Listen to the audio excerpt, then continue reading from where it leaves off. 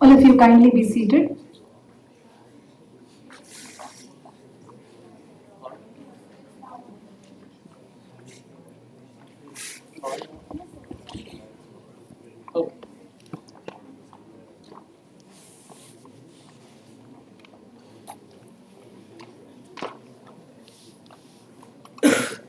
Welcome back to the next session of day 1. We have in line 2 interesting keynote addresses for the day. To begin with, the keynote address on contours of the growth of biotechnology in India will be delivered by Professor G. Padmanabhan. I call upon Dr. Ashwani Sharma from Department of Biotechnology to kindly introduce the speaker to the participants.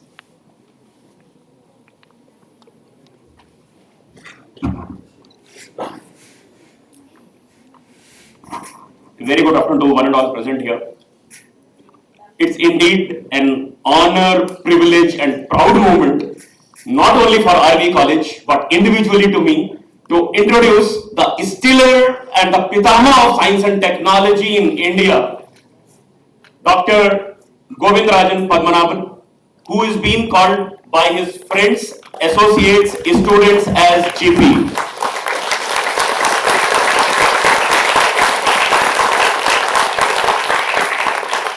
Sir has received his BSc Chemistry from Presidency College, Chennai, MSc from IARI, New Delhi, DSc from BHU, and after obtaining PhD in Biochemistry in 1966 from Indian Institute of Sciences, Bangalore, he became Assistant Professor, then he climbed the ladder to become Deputy Director and Director from 94 to 98 at IASC. He was a UGC British Council Exchange Scientist at the St. Mary's Hospital Medical School, London, 1969-70, Visiting Scientist, University of Chicago, 1976-86, and after his retirement in 1998, when I say retirement, today, retirement is only in the terms, understand that. Retirement 1998 from ISC, he worked as an Emeritus Scientist, Honorary Professor, Distinguished Biotechnologist. Currently, he holds Nazi Platinum Jubilee Chair, Honorary Professor at Indian Institute of Sciences, Bangalore.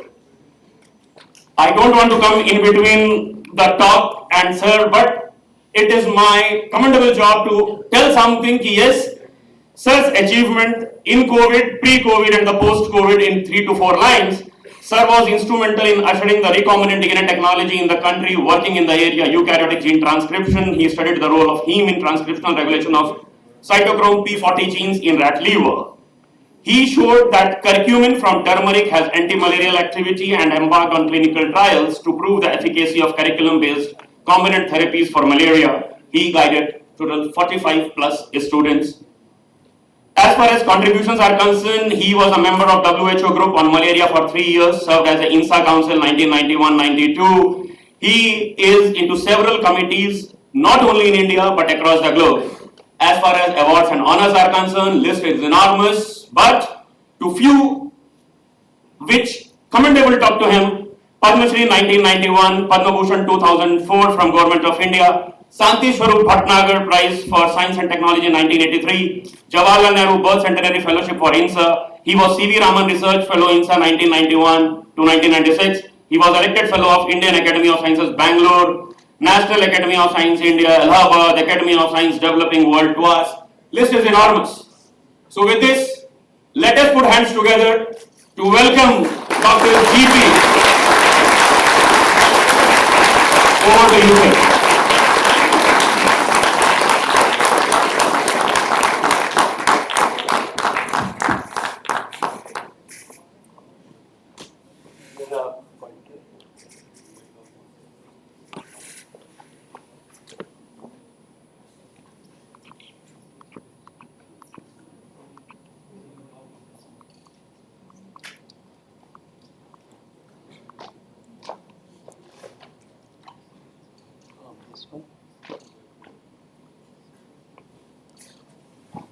Thank you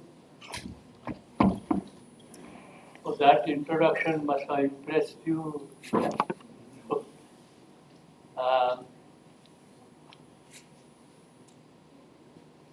I again want to repeat, it's indeed an honor and privilege for me to have been invited to give the guest lecture in this international conference. I happened to be around in 1982, as I said, in National Biotechnology Board was started. It became Department of Biotechnology in 86. So it has been some 40 years of association. So I have seen how biotechnology has grown in this country. So I thought I'll very briefly give you the whole area which is covered by biotechnology. It's a rather difficult task. So I would be I'm going to be superficial, I know that. But I thought you should have the breadth of the subject, what it is all about. That is what my thing is. So I will not be able to go deeper into each one of the slides, but take it with me that, this covers almost every aspect of your life. Health and disease, food and agriculture, environment, and every aspect of your life. Biotechnology covers it. 2, 3, or 3, 4 slides have some basic science, and then quickly move on to applications. Next slide, please. Oh, I can do that.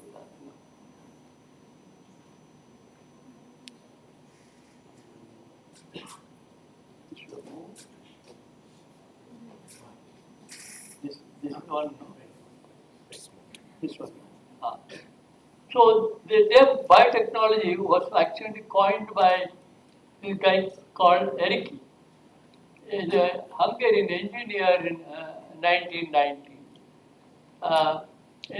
Deliberate manipulation of biological systems for the efficient manufacture or processing of useful products. I mean, this is only one definition. There are lots of definitions. People give their own definition, but fine. That's okay. Now, the technology is actually based on fundamental science. There is no technology without fundamental science. I just wanted to tell you the areas which we have contributed: biochemistry, microbiology, genetics, molecular biology, immunology, medical science, neuroscience, and engineering sciences. So all these are behind this technology. If you carefully look what is the basis for all this, this is what happens. As I said, 2, 3 slides on basics. What has happened? In my career, probably I have cloned maybe 20 genes, 25 genes. Today, and I sequence whatever, Maxim Gilbert, Sanger, I don't know if you have heard those names. Sequencing technology has changed so much. NGS has come now, new generation sequence has come. That I was the first one to sequence anything in India, 280 bases. 280 bases.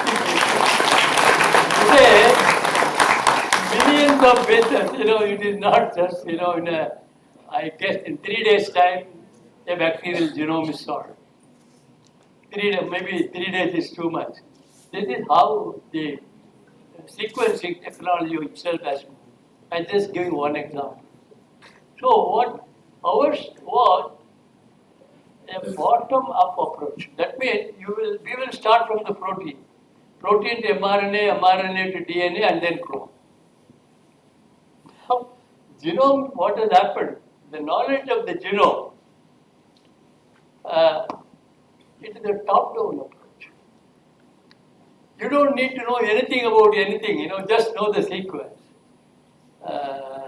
This guy, Craig Winter, is it? Yeah, he did the human genome sequencing. He competed with Collins. And he said, I don't need any of your chromosome, etc. I will just break the DNA into pieces, millions of pieces, and I'll have 300 computers, high-speed computers, and I will do the sequence. More or less, they did at the same time. No, the human genome sequencing happened before target. They had kept 15 years, I think they did. Maybe Vijay would know better. So what has happened is the top-down approach. You start from the genome. You know the DNA. But ultimately, still, biochemistry people like me have a job to do. Because many times you know the gene, you know the protein, you don't know the function. Even human genome, even E. coli, we still do not know the function of probably 50% of the genes. Let alone human. You know the sequence, you can predict, but function of each gene, function of each mRNA, function of each protein, we still do not. But anyway, these are the two approaches. One is bottom approach, other is top down. And this is how we are leading to drug targets, whether it is vaccine, whether it is biopharmaceutical, whether it is diagnostic. The lecture is perhaps more way towards biomedical applications. Take it from me, equally important agricultural applications as possible. Just 2-3 slides, for example, just an example of basic science. In no time before the disease, COVID was announced, the sequence was available. Viral sequence was available. Close to 30K or something, 30,000 bases, close to 30,000 bases. And we know exactly what the virus can code for. I'm talking about SARS-2 or COVID virus, that's put in. And it forms a polyprotein of 16 proteins and then they are cleaved and then you have all these proteins, 30,000 bases, 4 structural proteins, spike, envelope, membrane and nuclear capsid. But we all talk about the spike protein. All the time everybody talks about spike protein because that is where you have the virus is entering the cell. This is the virus which is a trimer actually which binds to what we call the ACE receptor which is on the cell. Let's say lung cell. And then it enters. The virus enters and then the RNA. It's a RNA virus, as you all know. It's cleaved and then RNA is released and then virus multiplies, released, and then this process continues. So ACE2 receptor is not a direct function of the ACE2, it's something else it does, supposed to do. It also transmits the virus. So I just thought 2-3 slides, what basic science can do. That's just tell you. Before we knew Chinese knew the virus, they also released the sequence. These guys are, God knows what China does anyway. So I will quickly go on to the rest of my talk, which is applications in medicine. Now, in fact, I don't know whether I should take credit. I wrote a letter in Nature Medicine in July 2003, and I said, in short, India has the scientific capability and modern infrastructure to eventually assume leadership in global vaccine manufacturing. I said that in 2003. And people appreciated me, but then I said, do you really think India can become a global leader? So really, today you see in vaccine at least, we are a force to reckon in the entire global. So quickly on to what are these vaccines? We make measles vaccine, mumps, rabies, polysaccharide vaccines. We were one of the ones, my colleague Professor Rangarajan and I in our lab made the recombinant hepatitis B vaccine. But before that, the first one who put India on the map is Varaprasad Reddy. I don't know whether you know Shanta Biotech. It's a Hyderabad-based company. They were the first one to put hepatitis B vaccine, recombinant hepatitis B vaccine in the market. We did later, but they were the ones. In fact, at that time, everybody will recognize India. Oh, India has made recombinant hepatitis B vaccine. And the one, fortunately, our vaccine also sells very well. We transfer to the companies and many combination vaccines. They are very, very important. And I must tell you, India is exporting vaccine to 150 countries.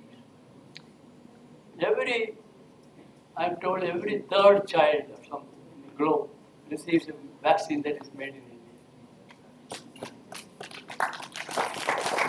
Well, so far as SARS-2, because I chaired the technical committee for developing vaccine against SARS-2 in India for TB.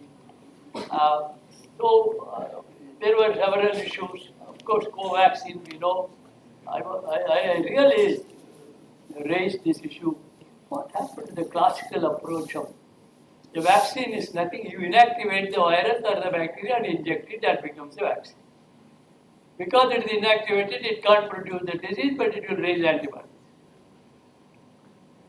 I said, why we are not thinking? Everybody don't know it's a very outdated technology. Here comes Bharat Biotech and ICMR, they have made the same inactivated viral vaccine. That is co-vaccine basically. Only thing is virus has to be expressed in the adenovirus cell line. It's a very slow growing. The yield of this, even today Bharat Biotech's co-vaccine, you would have heard about 2 vaccines. But Bharat Biotech's vaccine still accounts for only 15%. 85% is all made by serum. So, of course, Covishield was the other one, which is actually started in UK. Chimpanzee adenovirus vector, non-replicating 95 carrying S gene. They're all basically what people are trying to do. Trying to make antibodies against the S protein. The spike protein is the one that binds to the I'm giving examples from COVID because of, contextual interest. Please take it from me, it is only one of thousands of examples. That's what is important. So everybody is, because the spike is the one that is binding to the receptor and getting into the cell, and so we are trying to neutralize this using many of these methods. And you have a DNA vaccine, first time conceptual mRNA vaccine. I have worked with at least 20 messenger RNAs in my life. I'm not claiming credit. All that I can say is I never thought mRNA can become a vaccine. That is where ingenuity comes. I don't know, this lady from where, forget her name. She is the one, she worked basic science and mRNA. Always believed mRNA can become a vaccine. She didn't even get a proper postdoctoral job in the US. Today, all this Moderna and all, put her somewhere, but she was the one who was really looking at mRNA vaccine. But India also started making. And then nanoparticles for delivery and so on. Just tell you, we have a DNA vaccine in India. We also supported an RNA vaccine. What is the difference? Broadly, the DNA vaccine, I'm only talking about the spike protein, or only the RBD, that is the receptor binding domain of the spike protein that is used as a vaccine. So the DNA has to enter, but then it has to enter the nucleus. That is where it can be transcribed and translated and so on. Whereas in the case of RNA vaccine, the cytoplasm itself, it can get translated and it forms the spike protein. Therefore, mRNA vaccine is the one that is those 2 companies, Pfizer and Moderna, introduced the mRNA vaccine and has become very popular. Of course, you see Nature articles, it works, it doesn't work, the side effect, lung, heart, who cares? and they just take the vaccine. And now it has reached a stage they don't care, they don't take vaccine, nobody wears a mask. People are tired. So in India we have this effort, mRNA vaccine, DNA vaccine, recombinant protein itself. This is what that biological E is trying to do in Hyderabad. DNA vaccine, mRNA vaccine is a company in Pune, Genova. The only interesting aspect of this mRNA vaccine is the self-amplifying messenger RNA. I don't know whether I have a slide. Maybe I don't have.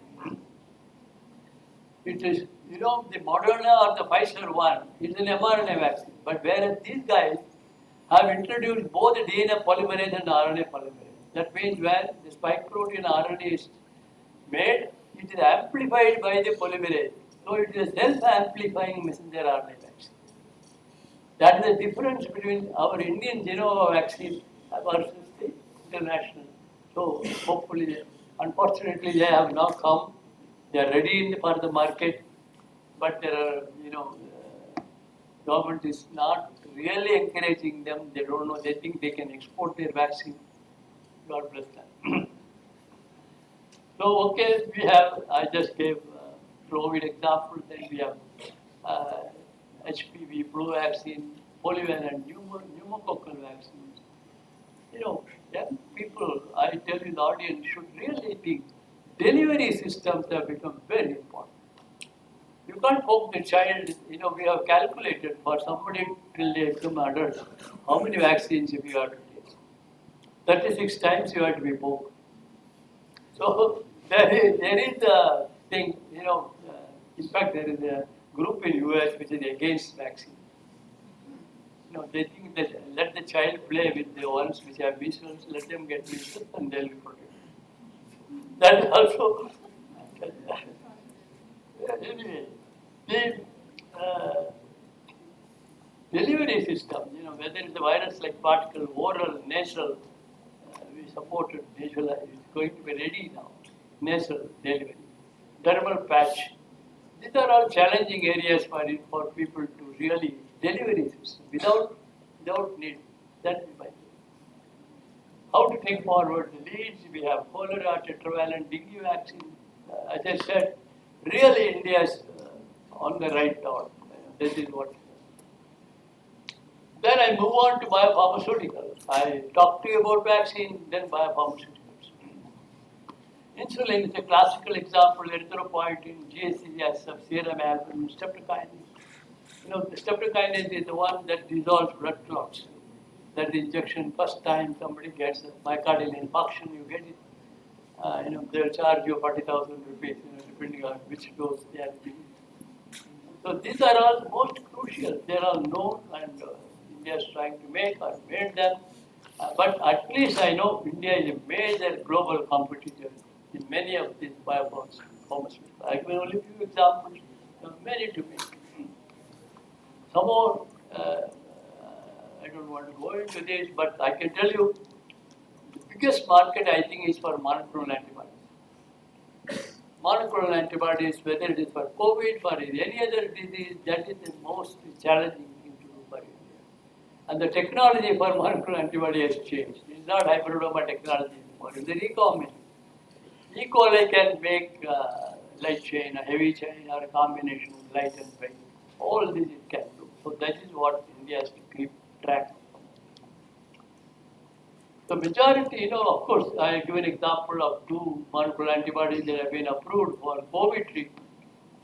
But that has become, you know, all cancer therapy today is all dependent on monoclonal antibodies. So that is something India is really has an opportunity. Of course, India is also trying to do, as I said, you know, I am just introducing terms for you. If you have not known already, you know, just for you to read up.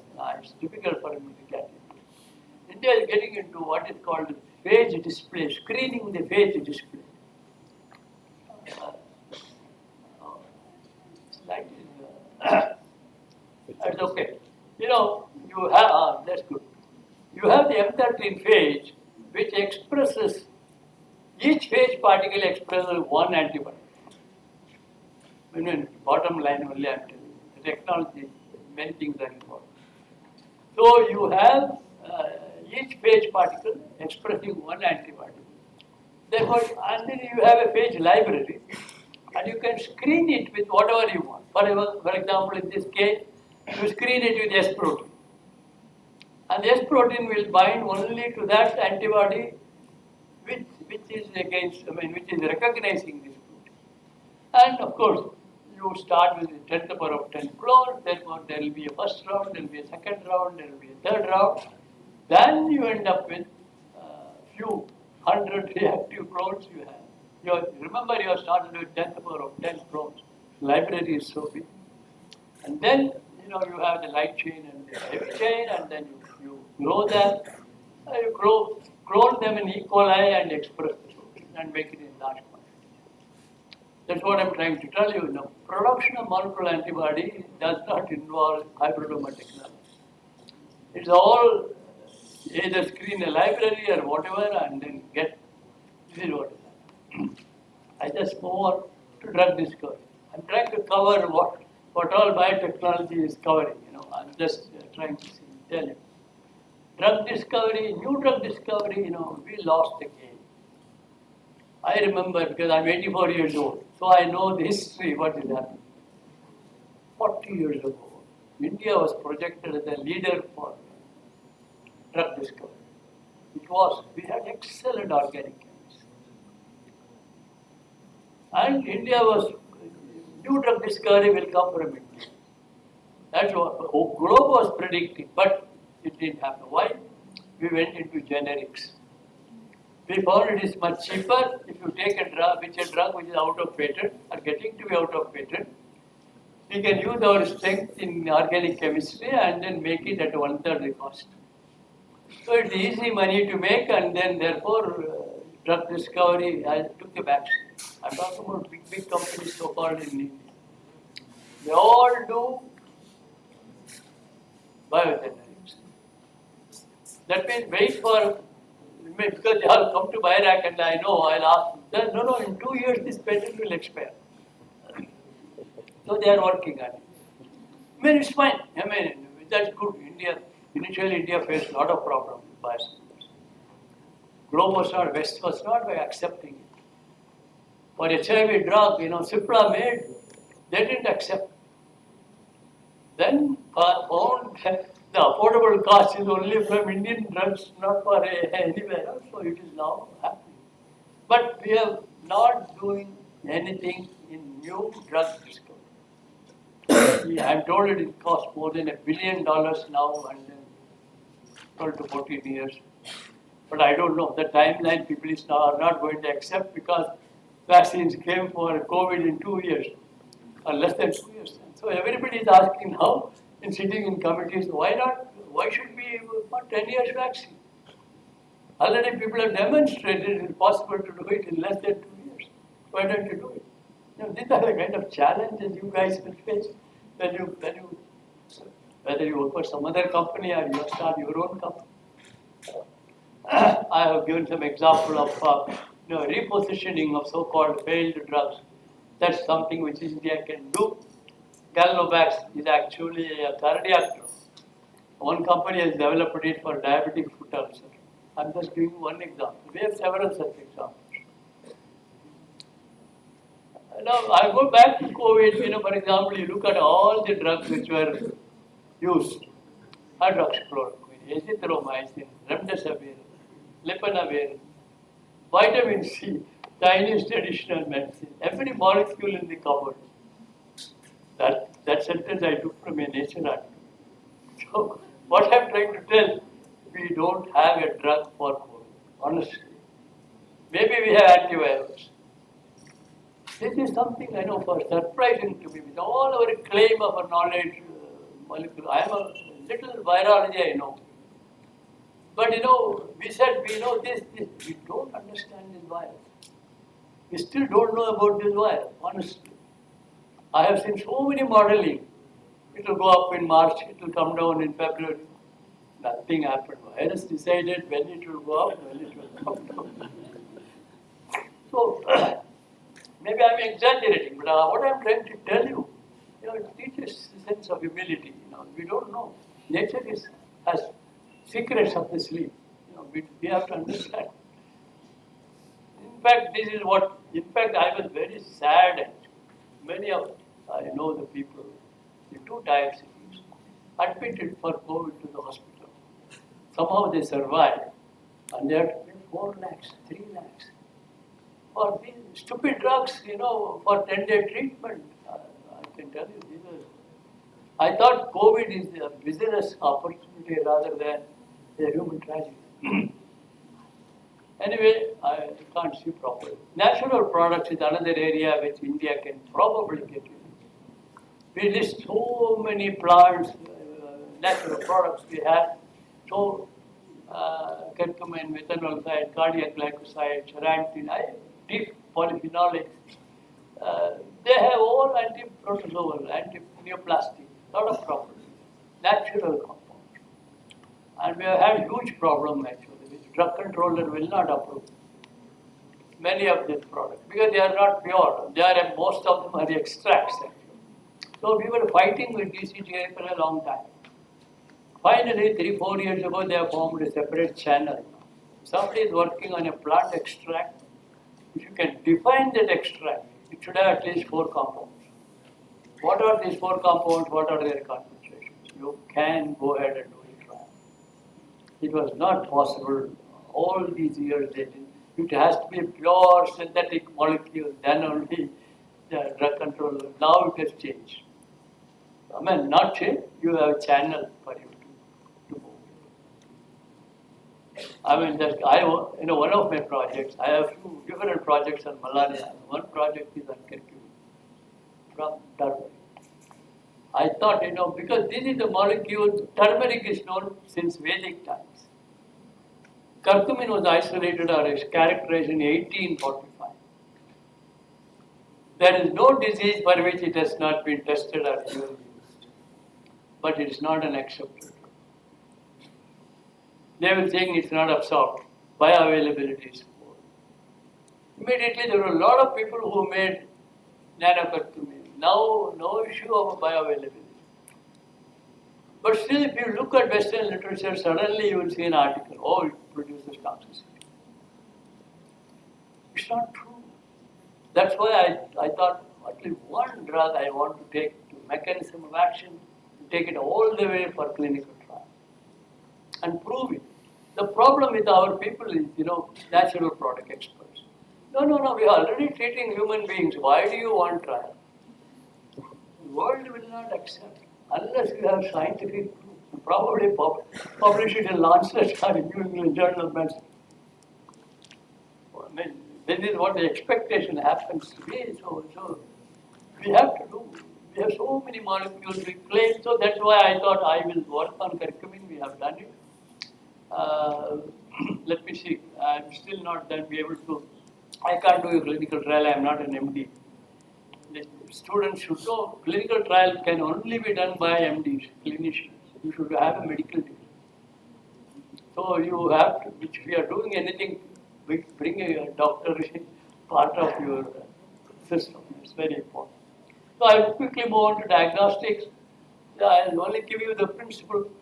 You have DNA to RNA, protein, you have microRNA, you have non-coding RNA. Why I'm projecting this? Because all of them have become targets for diagnosis. Today it's not just if you want to look at a bacterium, if you want to look at a pathogen, you can look at a protein, you can look at the DNA, you can look at the RNA, any target which should be specific for that. That's one. So any of these, if you think is a very specific one. Cancer diagnosis is the most popular, with the largest number of products, OncoScreen, all kinds of. But the target, what is the target? Is it a protein you are talking about, BRCA for breast cancer or something like that? There are these other issues, I will not get into. Now, this is what you remember RT-PCR. RT-PCR has become a household word today. There's a joke I have repeated many times, but I will tell you. The lady in the house forgot to add salt to the sambar. So the whole family was sitting and then said, there is no salt. I can't taste salt. Do RT-PCR and go for COVID test.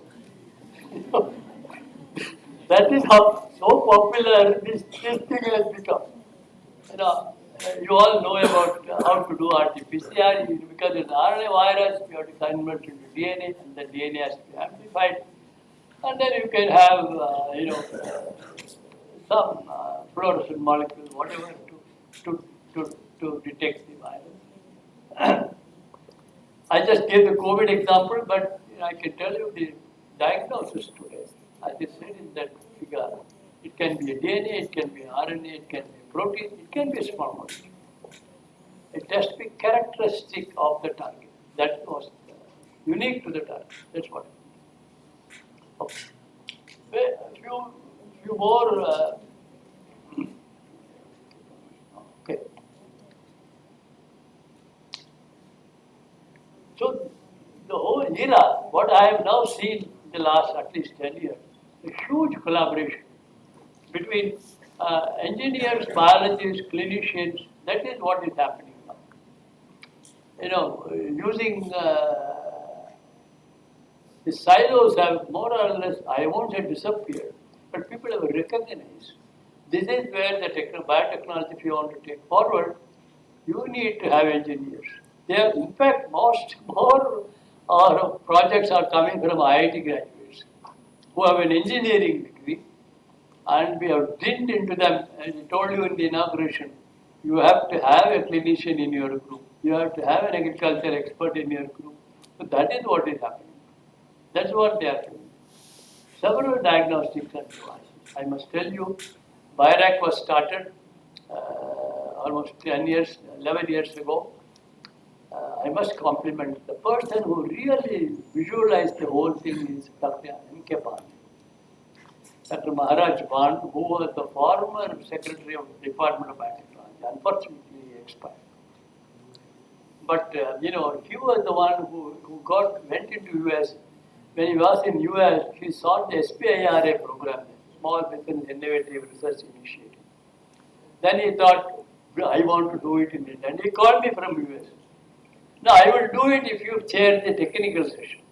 I said, yes, technical is okay. Otherwise, I'm not competent. So this is fine. That's happening. I know. I've had a lot of experience in that. And he was the one who started whole biotechnology industry. It became Biotechnology Industry Research Assistance Council eventually. It's a Section 25 company. And all young people who think of getting entrepreneurs, there is a scope for in BIRAC. Various schemes are there. Maybe I have a slide later. You can apply if you are a company. The only point I want to add is the state government is very competent. Among all the state governments, is the Karnataka government. If they say you give 50 lakhs, we will also give 50 lakhs. And they have done it. They have supported many. Vijay, we are all members of the Vision Group. It's chaired by Kiran Majumdar Shah. So there are a few main areas I should quickly cover. I thought I should put you artificial intelligence, the exponential increase in data, computing power, connectivity. Am I audible?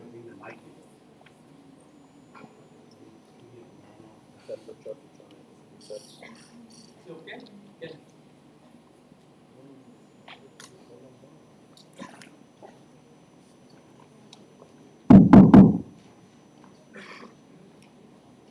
Okay, let it be there. Can you hear me, no? Yeah. So, exponential increase in data, computing power, connectivity, miniaturization of hardware, and advanced software capabilities at lower cost.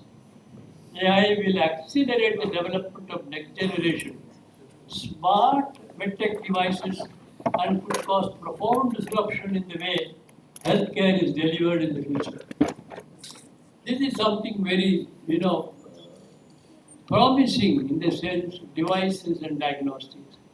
using AI approach. And I told you about maybe Vijay would add much better way by which this has to be done. Uh, Quality of data, quantity of data, these are all very, very important.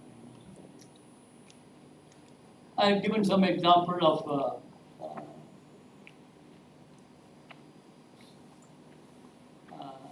AI application in healthcare, right from administrative workflow to chat box that is basically involving the patient.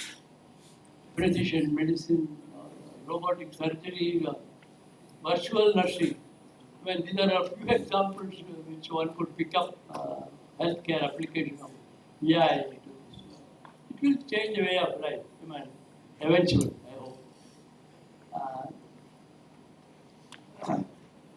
Diagnostics, for example, random examples, you can see. Many of you, I'm sure you have heard about ELISA, lateral flow, fluorescent readers, many devices, diagnostics have been made. The fundamental principle, you have an antibody which reacts with the antigen in the target, and you can detect this antibody with a second antibody. The first one may be in the rabbit, the second one is in the goat, and then you can develop the color. They will all have a fluorescent tag. The principle is well known. I am giving examples of devices supported by a few examples, like design and development of photodynamic therapy laser system, retinal imaging device for retinopathy of prematurity. So many, I don't want to read all of them. Self-expanding percutaneous aortic valve technology, novel microfluidics-based flow analyzer. I'm reading a few of them because the breadth of support for biomedical instrumentation is very large. Many areas of involving diagnosis or even devices, they are all supported by biology. This is what the message I want to give. Cardiac markers using microcantilever technology. There is a very successful project in digital oncopathology slide scanning. Then, this has become very popular, 3D printing. Actually, I think this was history, I read, more used by metallurgists. Layer by layer, when you have computer-aided design, then adding material layer by layer, which is why it is called as additive manufacturing or 3D printing. And you can, this was an inorganic 3D material which was made. But it has been applied to biomedical applications. So, for example, in bioprinting, bioink, I hope whether you have heard about bioink, which means combination of living cells and a compatible base like collagen, elastin, gelatin, hyaluronan, silk, alginate, or nanocellulose. That means, for example, there is a company in Bangalore, which was supported. They made artificial liver. I don't say they exactly made, because I have discussed with them not, but liver-like slices they can make in vitro. Because liver is a very complex tissue, there are many cells. But what they have made is good enough for drug screening. Why it is important? For drug development, it is very important to check the drug toxicity using what we call as phase 1 clinical trial. Normal, before that you have to do preclinical in the animal model. When you do that, the animal activists will come. You are killing an animal. It is a huge issue. Therefore, people went into modeling and computer science. Then comes this. You can have these tissues in culture. It is possible. Liver is an example. Similarly, the other big area is 3D culture, organoids and spheroids. You can make three-dimensional organs. It is possible. This picture, I don't know, you might not be able to see. Liver, heart, many of these tissues can be. spheroids are simpler than organoids. Organoids are really 3D. Spheroids need not be really 3D. Because in cancer, what has happened? Many people have screened their molecules in cell lines. Now, the molecules that have been obtained in screening cell lines never made. Then they said you have to do screening with patient cells. You have to screen them from cells from the patient, which you are talking about breast cancer. Yes, you need to do that. So that is now being involved. That is what we call as PDX model. And then you can generate these cancers in nude mice and then challenge with these drugs. And these are all in the test tube. A 3D model of an organ of a cancer cell is very useful for drug screening. That is what is important. Again, I think Vijay may talk about it. Big data analytics. That is something with our computer science strength in this country. It has become a huge opportunity. Of course, right now we are talking about genome technology, analyzing the genomes. But we also have a great application in public health. Big data analysis. For example, how many diabetics are there in this country? What drugs they are taking? Which doctor they are going? This is not available. How many TB patients are there in this country? How many of them got relapse? You need big data analysis. So it is just not only genome analysis. Public health application is very important. That's the only message I want to give. Wearable technologies. This is something very we have supported a few projects. For example, a pregnant lady wearable belt to monitor fetal health. This is actually a old one. They now don't have to have all these cumbersome belts. There are much simpler ones. Just a small paste on the thing, they can identify the fetal health, heart rate of the child, etc. Continuous monitoring of ECG, environment sensor. Of course, quickly on to gene therapy. I was very much interested in gene therapy. One step forward, 2 steps backwards. All these 30, 40 years. What is gene therapy? Can you replace a defective gene with a normal gene from outside? Basic definition. But it looked so simple to start with, but there were a lot of problems. Finally, recent years, there is a possibility, hereditary blindness, what we call liver congenital amaurosis, reptile, hemophilia factor, beta thalassemia. Like that, there are leads probably gene therapy. Other than eye application, it's still not a reality. Similarly, stem cell therapy. There is so much promise of stem cell therapy. Right now, the only product that goes universally is mesenchymal stem cells. That's the product that is sold. All companies which are mesenchymal stem cells. Of course, there are many possibilities in the realm of research. Eye therapy is used, but still, stem cell therapy has to live its promise. More recently, I don't know if students have heard, CAR T cell therapy, chimeric antigen T cell, chimeric antigen receptor T cell therapy. This is go and see what CAR T cell is. That is very popular. It's basically what you do is to take the T cell from your body and have a receptor grown into that, and that receptor will recognize the cancer and break down the cancer. And more recently, I saw a paper in Nature by the CAR T cell is just made in the body itself. They just give the mRNA. I can tell you, kind of progress that is made is phenomenal. Well, I quickly move on to synthetic biology. Synthetic biology is a field which was conceptualized by engineers and physicists, not by biologists. Few of them got together and then said, if a machine can run forever, a machine can run forever. It turns the wire, transistor, all that you need, you can replace this, put a new valve, it will work. And make a living cell work like that.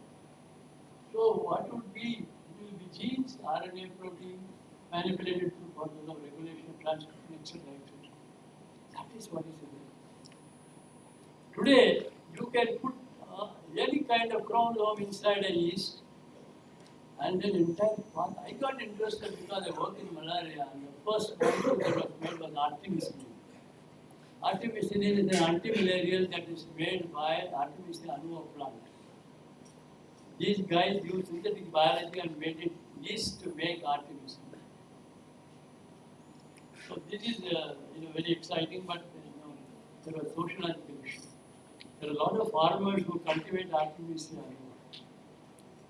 in China, Cambodia, and those places. And the question was raised: what will happen to them if you do yeast to make Artemisia? So I don't know. Maybe I should finish in 5 minutes.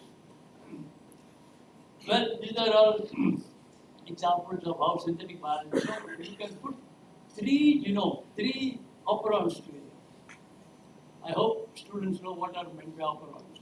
These are different systems, one feeding into another. You can put 3 of them, and then output can be measured. This is just to tell you, in synthetic biology, you put various genome systems together, and then make any product you can imagine. For example, the Defense Advanced Research Project Agency in US said we will have 1,000 molecule projects. 1,000 molecule which you are imagining, you can make it. Once you make it, it will become a new revolution as important as microelectronics or nanotechnology. It will replace chemical factories. Synthetic biology cells will make any molecule you want. There was no scope for any different chemical industry, no permission. These are all tall claims. But anyway, there are companies which are into synthetic biology. Now I quickly move on to Jennifer Doudna. Many of you would have heard about the CRISPR-Cas revolution that has taken place. Basically, it's an RNA-driven approach where it carries the Cas9 enzyme, which will cleave the DNA. Basically, what it led to gene editing. What is the difference between gene editing and GMO? Gene editing is also a GMO, but in GMO, the definition is you bring gene from outside. BT means you bring the BT gene from outside. In gene editing, you are changing the existing gene. You are not bringing a gene from outside. Existing gene. It may be a single base. When you change it, many possibilities. One of the 4 bases can be incorporated.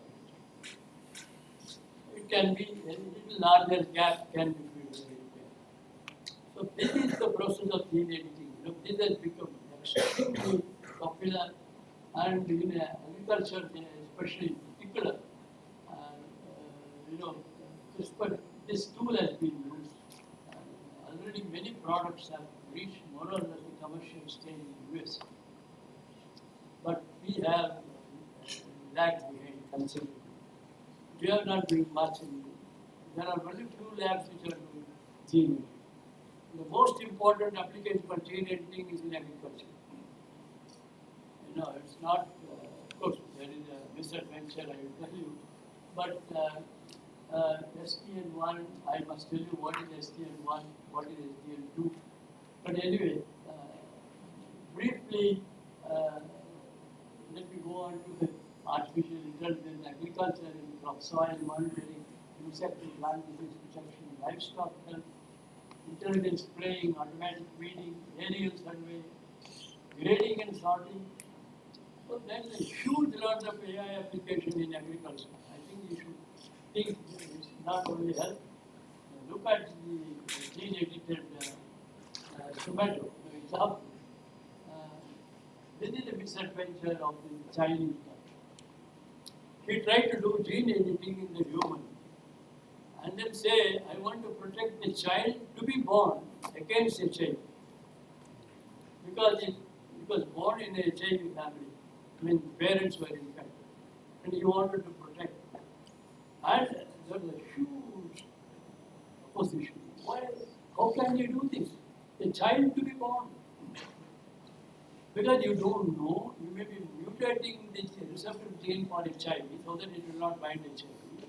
But what are the other consequences? You are talking about development of the child. So there was a huge backlash on, and of course that's how regulatory issues came. And I'm just pointing out because regulatory issues are very important in this area.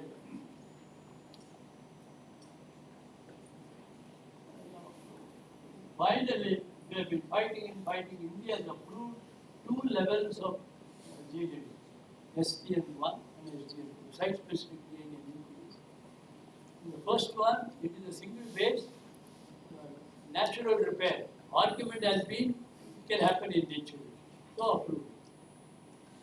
The second one is, a larger gap, you bring an oligonucleotide and then hybridize it and then various possible readouts. So you have SDN1, SDN2 levels are approved in India. In gene editing, it is possible. That is what I am trying to do. What has happened as usual, as expected, the activists have gone to Supreme Court. And so Supreme Court is sitting on it, so we have to see what happens. So we also have been fighting about GMO. Finally, the government has approved GM mustard, genetically modified mustard, where the gene was brought in to make it. I don't know. I don't have time to go into male sterility problem. Because there is self-pollination in this plant. If they are allowed to self-pollinate, it will not form hybrids. So now you have this technology available, by which it ejects, the male is ejaculated, and therefore it can hybridize and give rise to hybrids. That was the, and this is the starting point for hybrids in mustard.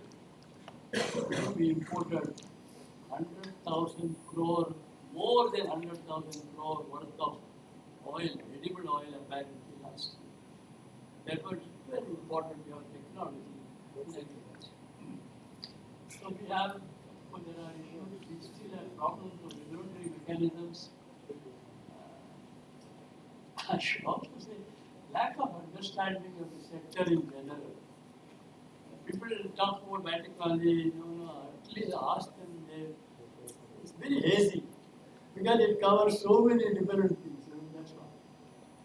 Well, India has a problem, opportunity to be a leader in vaccines, generic, agri-biotech, universal immunization, nutrition, food, will take the children, secondary agriculture. I don't have time to get into the service sector. India can do a lot in clinical trials and big data analysis. So we need BT and IT to come together. That's very important. Finally, 2 minutes. Students get worried. When I visit, people ask, "Sir, I'm doing biotechnology. What is my future?" Apart from, I'll come to that, but there are areas: fermentation industry, agri-biotech, traditional medicine, marine biotechnology, biopharmaceuticals, diagnostics, devices and medical instrumentation, seed culture, bioremediation, leather processing, so many, what I'm trying to tell them, not the number of opportunities. Maybe there are not that many companies still, we have, but opportunity is great. That is where I feel the bioinstrumentation, sensors, implants, there is no end. So R&D can do, become a professor like me, or go to US and become NRI. Once you become NRI, you can advise. Well, contract services, clinical trials, and this in the life-based, I said. Drug screening, seed and crop analysis, bioinformatics solutions. But I feel ultimately start your own company. There is an opportunity. BIORAC supports all these initiatives. The state government supports all these initiatives. I think we should do that. And of course, a few years ago, in India, Bangalore was the only city was figuring in startups. The latest I saw, New Delhi and Mumbai also have managed to get in. I'm doing startup companies of the world, cities of the world. Of course, we are already in $70 billion. Government said you should reach $100 billion. Now they changed the goalpost, $150 billion by 2025. We have a startup of about 5,000. But I recently heard a lecture where they said the total number of startups in India is something like 58,000. There's another figure which said 70,000. Must be in our IT and other areas. There's a lot of number of startups. So that means biotech accounts for maybe 10% of the startups. If it is fine. That's what I'm saying. When you are all very, pharma is still dominating the entire revenue system, then it's important. Students and researchers, so BIORAC has the entire value chain you can go up. You can start the tuition grant, you can become small business initiative, you can become biotechnology industry partnership program, you can go up to almost commercial level support is available for the government system. But remember, you can run like this for 5 years, 6 years. You can't run a company with government. You can do only projects. So this is the time in which you must see whether there are investors. The scenario is slightly better. These are all statistics of how many projects supported, how many products. More than 100 products have been made very successfully. A few examples of all these products. Many of them are using devices and diagnostics. All made by engineers. All made by. And AI is also doing. These are all AI. Thank you so much.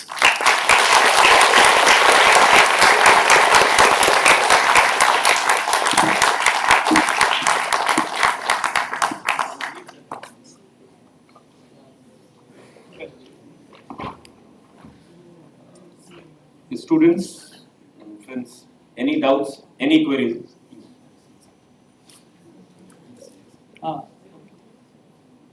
Students, friends, questions, please. Yes, ma'am.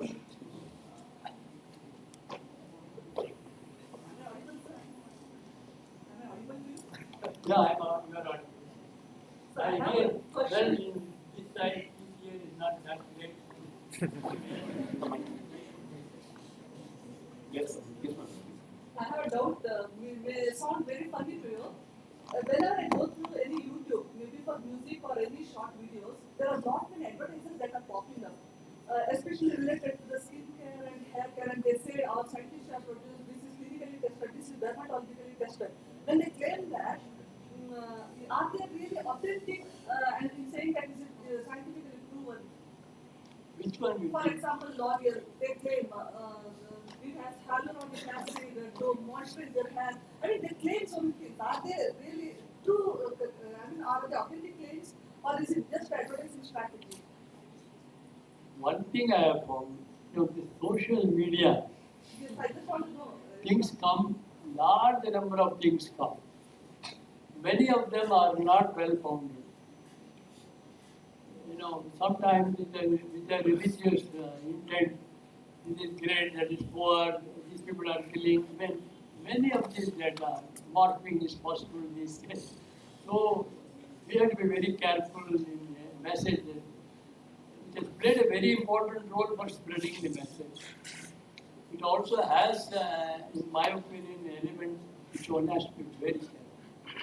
To believe the claims, I believe.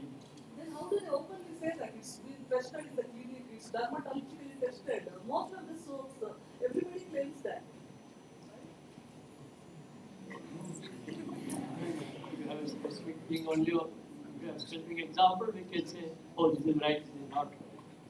Then it is very difficult. Some of them may be right.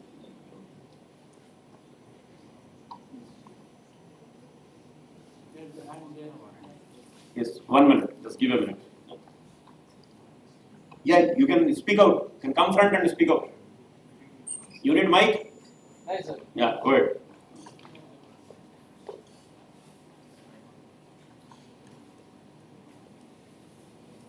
Come front. Come front.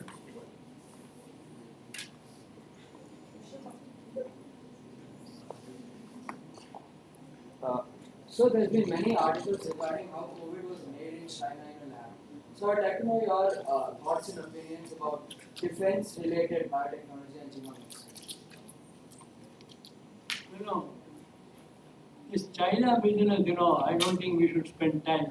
Really speaking, whether Chinese did it deliberately, all that, this is a lot of propaganda elements are involved. At the same time, you never know what is happening in China because you don't get any information. So, in my opinion, it's a waste of time worrying about what, but COVID is a reality. So, we should worry only about what that disease is. And genomics, I chaired actually the committee, but we were much slow. I don't know, even now probably we have sequenced maybe 100,000, 200,000 or 300,000, but the numbers large in what the GSAT is something like millions. The other day I saw some 2 million sequences that have been launched. But we have included a large number of institutions. Many of them were not capable of sequencing. It's not only sequencing, data analysis. The sequence right, because little bit of one base modified, few bases modified, then they will start predicting this will become more virulent. All kinds of predictions will be done. And I am talking about a viral sequence which can be done in 1 day or 2 days. Really speaking, that knowledge is modern LGS technology. It should not take more than that kind of time. So we have capabilities in India. Private sector can do very good sequence. Vijay's institution did it long, but Gallic Lab did it years ago. Sequence. Like that, there are few companies also which can do sequence. And there are many academic institutions which now started giving, maintaining a sequencing machine is vital. Everybody now feels, give the task to a private company, let them do it. And many of them are very competent, very good. So Maybe not the scale we would like to have, but we have. So what is your view in the defense sector related biotechnologies? There is this bioterrorism, this, that, and all that. I do not know. Biotechnology is good for everything. It's in the human mind. What is it you want to do? Siddharth was telling he wanted to do microbial system in this space. So it's only an imagination of what you want. But it is possible to do bioterrorism using bio. Yes, it is possible. How much it takes to express a toxin and contaminate the waterways. These were all projected years ago, but never happened, fortunately. But ultimately, it's in the human mind. How you want to do. Good, all the best. Any other questions? So you talk about the startups and to open the startups and get the funding. And the thing is that if we submit the ideas, for example the BIREC and other agencies, the chances are very less. So which agency or funding wise you can suggest? I tell you one thing I keep telling all startups. If your project is not selected first time, don't do it. Come back again. People want your. There are guys who have come 3 times, and the 3rd time got funded. But the process, like first of all, they ask so many documents. I know. Then It's a painful, very it takes painful to fill up the job. lot of time, and followed by they just sent a mail. This is rejected. So, No. so No, what exactly? let me tell you, rejected means it goes through a huge process. There is a shortlisting committee. There is a site visit committee. I don't go into those. But I can tell you, of course, not that we can be right all the time. We may be wrong. That's possible. But by and large, BIORAC does a very thorough job. Unfortunately, during COVID time, even BIORAC became slow. See, there was a period when BIORAC was the source for life science people. Or funding. Yeah, because the funding also was quick. Within 4 or 5 months, if your project is selected, you will get it. But other agency, if you go to DBT, it takes 1 year. So what about the private funding like venture capital or something? Now it is improved. Because people are not prepared to invest in biotech, they said it will take 10 years. Things have happened. There are people who are investing. I won't say it's like IT, but it's better. It is improved. That is why, success. If you show successful products, that is where possibilities are there. If you say we have succeeded, we have technology. Everybody wants to do diabetes, type 2 diabetes. Everybody wants to do type 2 diabetes. So, I can only tell you, if you succeed in your product, yes, then it moves. Last question from the, okay, yeah. So you're told that you were like the first one to like sequence a gene, and like so can you like tell like how you have done it in those times like compared to like how it's done right now? Like can you just give a difference? Because I really want to know how it was done before. No, I sequenced using Maxim Gilbert method. I don't think you know what these are. It's a chemical sequencing. Okay. So you have to use a reagent which will cleave A, T, G or C, and then depending on how many bases are removed, the product will move on a gel. You have to do electrophoresis, which is 1 millimeter thick polyacrylamide gel electrophoresis, and the whole, it is radioactive, and then you have to transfer it to a filter paper, and the filter paper has to be exposed to what is it, biorad or something. Then you get an X-ray, and then you will see a ladder pattern. Who does it now? It's all totally changed. NGS is a very different. No more electrophoresis, no more all this chemical modification. No. And for pH change, many of these principles are very different.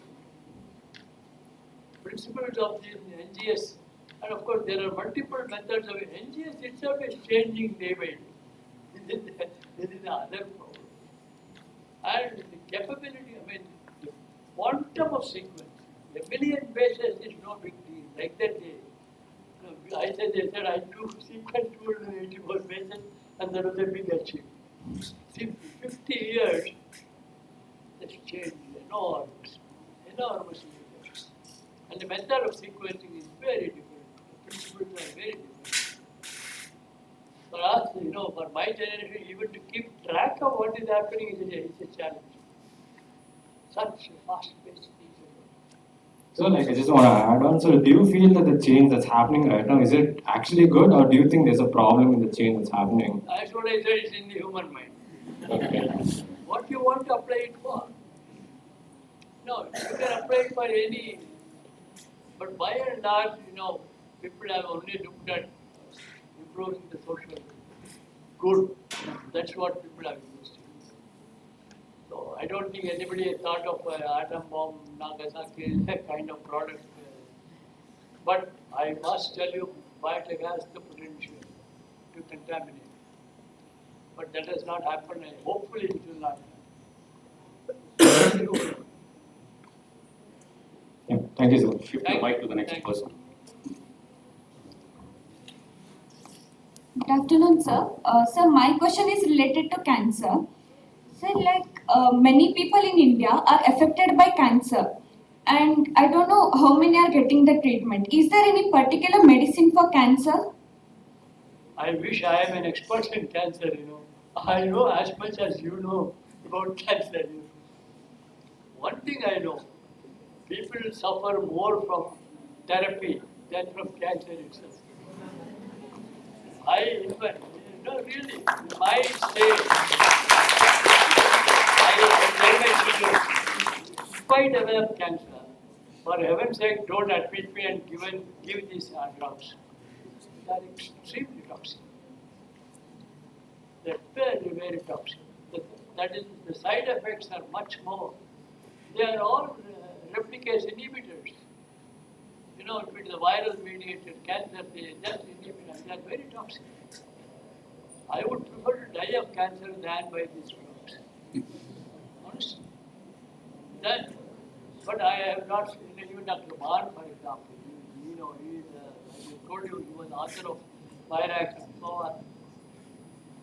He developed cancer in his stomach, within 6 months. He went all the way to Scripps and all those places for monoclonal antibody therapy. They sent him back in 10 days. So, I don't want to give a negative view. If it is an early detected cancer, yes, that is. But often I find cancer is such an insidious disease. You come to know only in advance. You don't even recognize it early. People will say, I have a stomach problem. I will take antacid. Ultimately, you see, it may be a stomach cancer. You don't know. That is the problem with cancer. We have all diagnostics, scanners, this, that. Most of them, honestly, I find it's an advanced stage. It's not early stage. You support projects for early detection. But their complaint is nobody comes to us for that. It's true. Because we don't recognize. Okay. Sir, another question. Once the cancer gets cured, can it again come back? I wish I am an expert in that. During lunch break, you can have a discussion with sir. So one last question, sir. So whenever we talk about genomics, proteomics, usually we try to correlate or try to apply it to either medical or agri sector. But in environmental pollution or in bioremediation, it's taken a backseat. Can you please throw a light on it, sir? One thing I must tell you, most of the cancers are because of mutagenesis, environmental. We talk about viral mediated this, but in the clinic if you go, 90% of the cancers are due to environmental, chemical mutation. So environment is so important. We cannot underestimate how much environment can change your genome. Can cause mutation. So the viral mediated diseases are much less than environment. So environment is itself. There's no doubt. I'm not trying to predict. It's very Thank you, sir. So I just take 1 minute. A octogenarian, definitely 85% population sitting here is 1/4 of his age, but the zeal, the person sitting opposite to you is 4 folds of what we have. Let us, as an honor, stand up and give a standing ovation. That much we can do for it.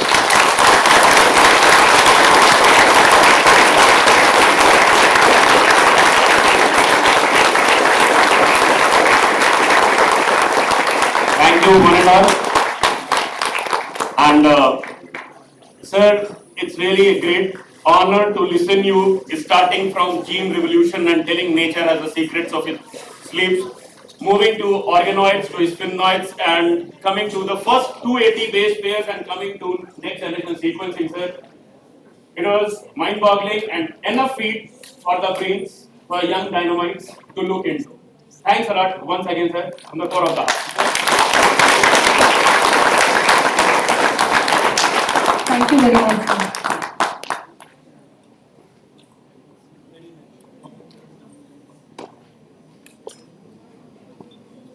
We will now break for lunch. Let us come back on time at 1:45.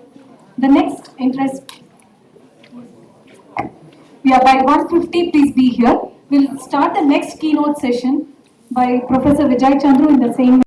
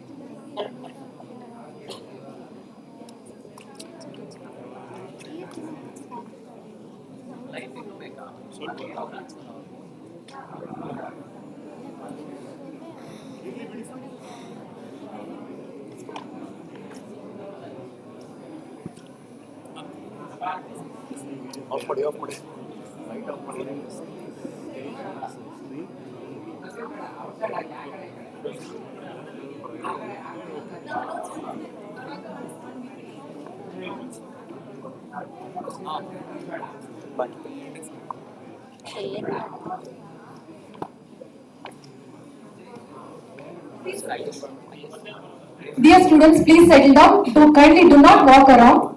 Please settle down quick. We are starting now.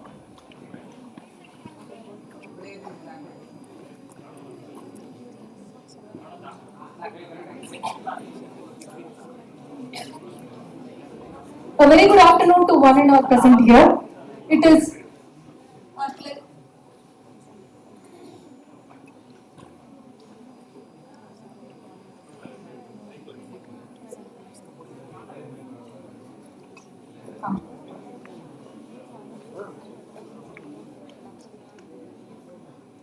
a very good afternoon to one and all present here.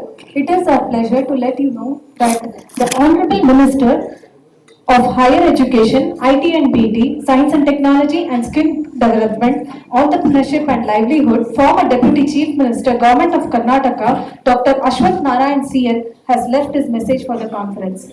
He has sent us a video message which will be playing now. And my warm wishes to all the delegates and dignitaries who are attending the International Conference on Artificial Intelligence and Machine Learning in Applied Biotechnology, being organized by very prestigious institution, RVCE, RV College of Engineering, in collaboration with Bengaluru BIOINNOVATION Center. On this occasion, once again, I appreciate the presence of all the delegates and dignitaries, and more so the resourceful people who have come to deliberate on all the emerging areas and most advanced areas in the terms of drug design, developing the diagnostics in the area of agriculture, industry, food and processing. All are very important areas, and during COVID, we could see how transformation happened, and the transition and the transformation are from the lab to commercialization. The time taken was in the matter of days and weeks. We could even commercialize and deliver the products. And biotechnology has become the very promising area which is going to address the challenges of the future with regard to all the important areas when it comes to the health, when it comes to the industry, when it comes to the agriculture or food and processing. This has become the most important area. I think this conference is going to make a big difference in this emerging area, and it gives a big platform for all the practitioners, all the researchers to showcase their work and to carry forward and to integrate, to collaborate, to work with each other, with all the important stakeholders, government, NGOs, researchers, academia, all of them coming together makes a huge difference. This conference will bring in a great strength and a great future. I once again wish the organizers for doing such a very good conference, very impressive, very promising international conference. My best wishes to all of you. Namaskara.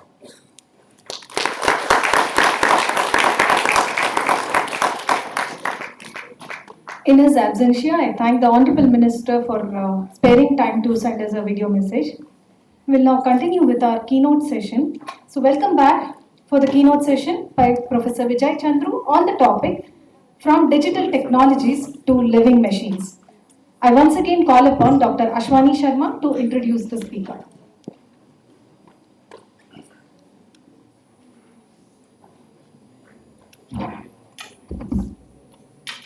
A very good afternoon to one and all present here.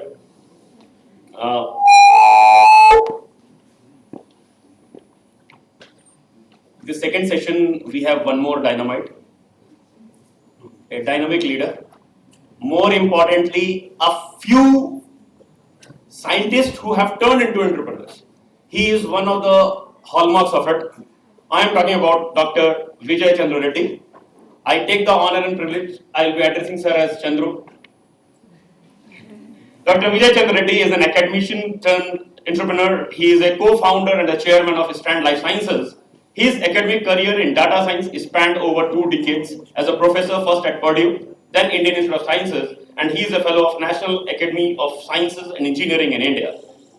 A technology pioneer of the World Economic Forum, Dr. Chandru serves as WEF's Global Agenda Council for Future for Health Sector.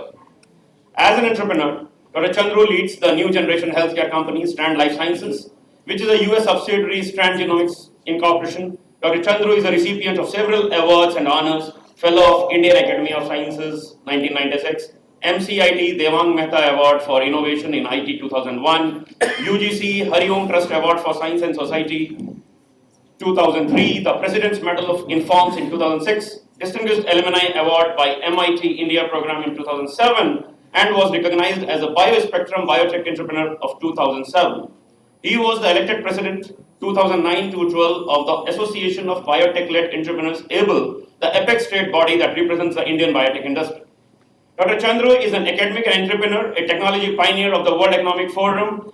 He has mentored numerous entrepreneurs in early stage venture of the realm of education, technology, and life sciences. His academic career in decision sciences spanned over 4 decades in MIT, Purdue, and Indian Institute of Sciences. His training in electrical engineering at BITS, operational research at UCLA and MIT, with geometry, logics, machine learning, biology, heritage, art, so long and so forth. A fellow of both Academic of Science and Engineering in India, he was a National Distinguished Technologist for Indian National Academy of Engineering and adjunct professor at Biosystem Sciences and Engineering and executive advisor for New Art Park, Artificial Intelligence and Robotics Tech Park at Indian Institute of Sciences. Dr. Chandru serves as the counsel for Karnataka State Council of Science and Technology KSCST and RGUKT in Andhra Pradesh. He chairs the Governing Council of Digital University of Kerala. He is a member of Vision Group of Biotechnology as well as Science and Technology VGST. As an author of Utter Innovation Mission Report in August 2015, served briefly on the Mission High Level Committee of AIM that is convened by the Prime Minister's Office at Niti Aayog. Presently at Strand Life Sciences, India's first example of academic entrepreneurship, Professor Chandru served as a founder executive chairman from inception in 2000 till 2018. The evolution of Strand from data sciences to precision medicine reflected the progress in the field of molecular biology in 2 decades following the Human Genome Project. The Association of Biotech-led Entrepreneur ABLE, the apex body of biotech industry in India, elected Chandru as honorary president for 3 years. Sir, okay, as sir himself is giving a nod. So with this, let us put hand together and welcome the dynamic speaker for the day. Over to you, sir.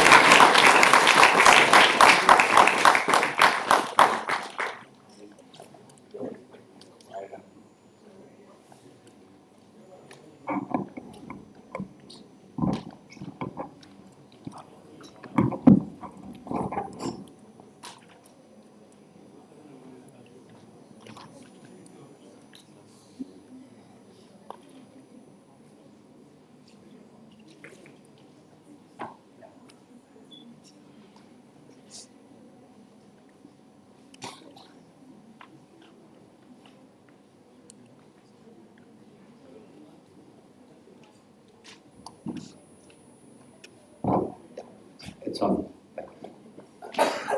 Thank you. So I feel like I'm giving a TED talk or something at mic and so on. So yeah, thank you very much for that. Introduction. Very generous. As was mentioned, I think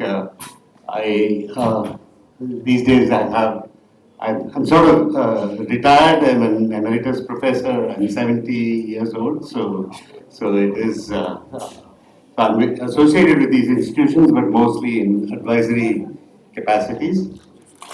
And How many of you use OpenAI? OpenAI, yeah, see a few hands, okay. By the way, those of you who use OpenAI, go try out the new chatbot. It's really pretty cool, right? So, just to start off this talk, here's what I typed in. I said AI in applied biotechnology, and that was the response it gave. Actually, pretty reasonable, right? And I've tried other things, with CRISPR and so on. It actually comes back with pretty good stuff. So, this might become the new Wikipedia for all of you, right? You could get lots and lots of interesting tips and information on directions you could go with this. But I won't belabor what it exactly said, but uh, so my training was in AI, right? I actually started out as an electrical engineer. In those days, in the 70s, when I was in college, we thought of AI as more intelligent systems, right? And AI itself was one corner of it, defined by a guy called John McCarthy, because he didn't want to get overwhelmed by people like Norbert Wiener, or, who were doing cybernetics, intelligent systems, and so on. So AI essentially was defined to be an anthropomorphic goal to create a human-like machine using mathematical logic to reason. And that was actually the definition of AI. But now it's come to encompass everything, right? Including, just using computers is almost called AI. So it is, it's interesting, but that's the sort of time frame, right? 1940s to about 2010. And so, you should, and artificial intelligence actually has many corner cases. And so, if you really want to create AI in biotechnology or AI in health, or, you should think of AI as augmented intelligence, not as artificial intelligence. Because, in some sense, you're never going to get an absolute AI that can replace a human. And so that's just now for those of us in computer science, after those initial years of development of AI, we were very influenced by Donald Knuth. Yeah, Knuth, who wrote The Art of Programming, The Art of Computer Programming, volumes 1, 2, 3, and so on, became kind of the person everybody followed. And as Knuth points out, I think biology actually is the richest source of scientific enterprise. He saw it that way. Right? So many of us in computer science by about mid-90s were starting to ask ourselves, is biology sort of what we should be looking at? And so in this group of people starting to look at these things were the four of us. We were generally in ISC known as the Gang of Four. We had our own lab called the Perceptual Computing Lab, PERCO Lab, and in the computer science department. And, and we, as I was mentioning in the morning, we were running computational biology workshops and, exploring all kinds of things. We were the first group in India to put the rock concert on the web. So it was the first webcast in India, 1994 or 95, I think, the Vibrations Festival, right? The Students' Festival, and putting that up on the web. And so having fun, right? Building stuff. We were all trained in theoretical computer science, and so this was kind of, more hands-on stuff that we started doing. And then around 98, Mr. Ratan Tata came as the president of the courts of IISc. And he said, you guys do good stuff, but how come, I know that IISc has spun off many public sector research institutions like ISRO or, NAL or, you name it, anything big in this country that involves science and technology, IISc had some connect, right? But he said, how come there are no companies? There's no private sector that has sprung up from. So that night, the four of us wrote a letter to the director and said, you know what, Percolat has interesting ideas and we'd like to start companies. What's the process? So the director was very honest, Professor Gordon Mehta. He said, there is no process, but I'll appoint a committee. Right? So we appointed a committee, and it took another year or so for the committee to start compiling what it would take to allow these professors to start a company. What should IISc do? Should they take shares in the company or should they not? And all of those details were worked out. It was taken to the council, and the council approved it.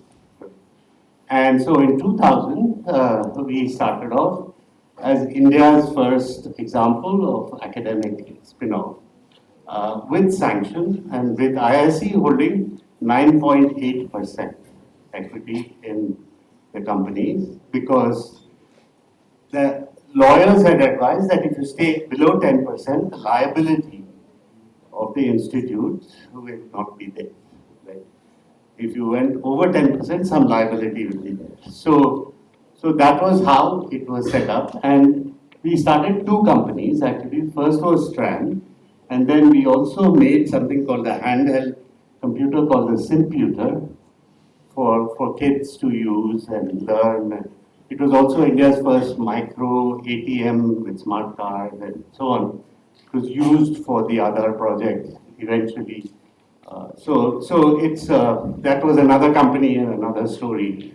So I won't go into that. But so of the four of us, the two of us on this side, myself and Ramesh, basically decided to run Strand, and Professor V. Vinay and Manohar ran the Simputer company.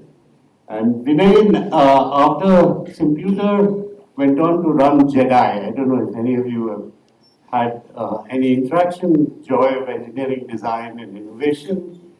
And it was like a program to give young people more hands-on skills. And then he later went on to create India's first autonomous vehicle called the Sherpa. He had a company called Ati Motors. It's still an existing company. And Manohar runs human-computer interfaces now at Microsoft Research. So we're all still in Bangalore, and we still all work together. Right? And IISc recently sort of recognized Strand for its role. And after 22 years, that's kind of how IISc does things. So that was very nice. The director, Rangarajan, felicitated us and so on. And of course, IISc had also got an exit for its shareholding in Strand. And I'll tell you about that exit and so on later. But the main topic is there's a remarkable correlated timeline in the history of science, and that is between biology and computing. Right? So if you think about modern computer science, it really starts with, as I said, Turing, universal computing machines, and so on. And then we are still sort of developing further into data science and so on. And of course, in molecular biology, again, you see, the discovery of DNA structure, the sequencing, then the Human Genome Project, and then finally the next-gen sequencing developments and so on. So, and we'll talk a little bit more about these details, but this snapshot to show you that it's interesting when you have two fields developing so rapidly at the same time, and exchange of ideas are bound to happen. And I think that's the interdisciplinary beauty. This is just to remind everyone, I think this audience doesn't need that, but how the factory within the cell works, and chromosomes, and the fact that when you get sequence data, it's only a fraction that actually consists of genes, and even those genes are sort of broken up into exons, and so when you read these codes, you have to be a little bit careful about all that. And reading the human genome, which was the Human Genome Project, was initiated by two guys, Charles Cantor and Charles DeLisi. Actually, Department of Energy was the first agency involved in the Human Genome Project, and both the Charles were advisors to Strand. So they were people who motivated us to do all kinds of things. Last night, I was with Susan Whitehead, and we were talking about how the Human Genome Project was finished up at the Whitehead Institute, and that was what that's what the Whitehead Institute looked like in those days, with factory of Sanger sequencers and just to remember that the Whitehead was being run then by Eric Lander, who was a mathematician by training, right? He was an econometrician, mathematical economics was his field, but he had jumped into biology and was working, right? So when we got started around 2000, it was clear that the Human Genome Project was progressing well, it would come to conclusion. And so the question was, what could computer science do in this situation? And what was clear was the fourth paradigm of biology was starting to happen. What is the fourth paradigm? The four paradigms of science. The first paradigm is empirical science. The second paradigm is theoretical science. The third paradigm is computational science. And the fourth paradigm is data-driven science. Right? So biology was just entering the fourth paradigm, and what you needed was ways of looking at this data, curation of knowledge that would help us analyze and understand what the data is saying, modeling methods, particularly statistical exploratory data analysis, visualization, and machine learning. And then of course, you would need mathematics, in the sense of being able to model the dynamics and be able to reason, right? Boolean logic and so on. So the question was, how are we going to get all this to biologists? Right? How would we make all these tools and make them available to biologists? And the thing that we didn't get to the idea right away, we started consulting. So we started consulting with biotech companies and seeing what they needed, right? So, and it turned out that a lot of the time they just needed, ways of putting all this together, right? And we could do it with MATLAB, and we did some things with MATLAB, but it looked like MATLAB was built mainly for the physical sciences, and for the life sciences, you needed something different, right? So, for example, you actually needed to be able to read research papers and extract information from reading the sentences, parsing the whole sentence using natural language processing, and extract something like the diagram there, which actually showed you, the causalities and the interconnections, and these connected graph pieces you could put together to understand pathways. Right? So how to go from published text to NLP, through NLP to pathways. That was the challenge. So we built our own natural language processing engine in 2004, what was called Grammatica. And ever since then, we read every paper that comes out in PubMed. Right?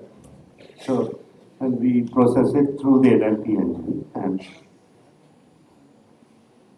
and we, put all that knowledge into our knowledge bases, right? Now, when we started building this platform for biologists to use, for research biologists to use, we started, looking at instrumentation and experimental data that was coming out of instrumentation, like high-density microarrays, mass spectrometry platforms, and finally, of course, next-gen sequencing, microscopy, etc. Right? And essentially, the same platform would be used to analyze all of these data and put it together. And so there were a series of products that we created out of the same platform. And these brand names, some of them are our own, and some of them we white labeled and worked with companies like Agilent and Illumina and so on. And they market these along with their instruments. So we could be an R&D shop just creating all these platforms, and the selling and marketing and so on would be done by Agilent and Illumina and so on. So that turned out to be a very, conducive model for us, because we didn't want to go around building a global sales force, and that was not our forte. So this is, another pictorial view of how all these different products came about.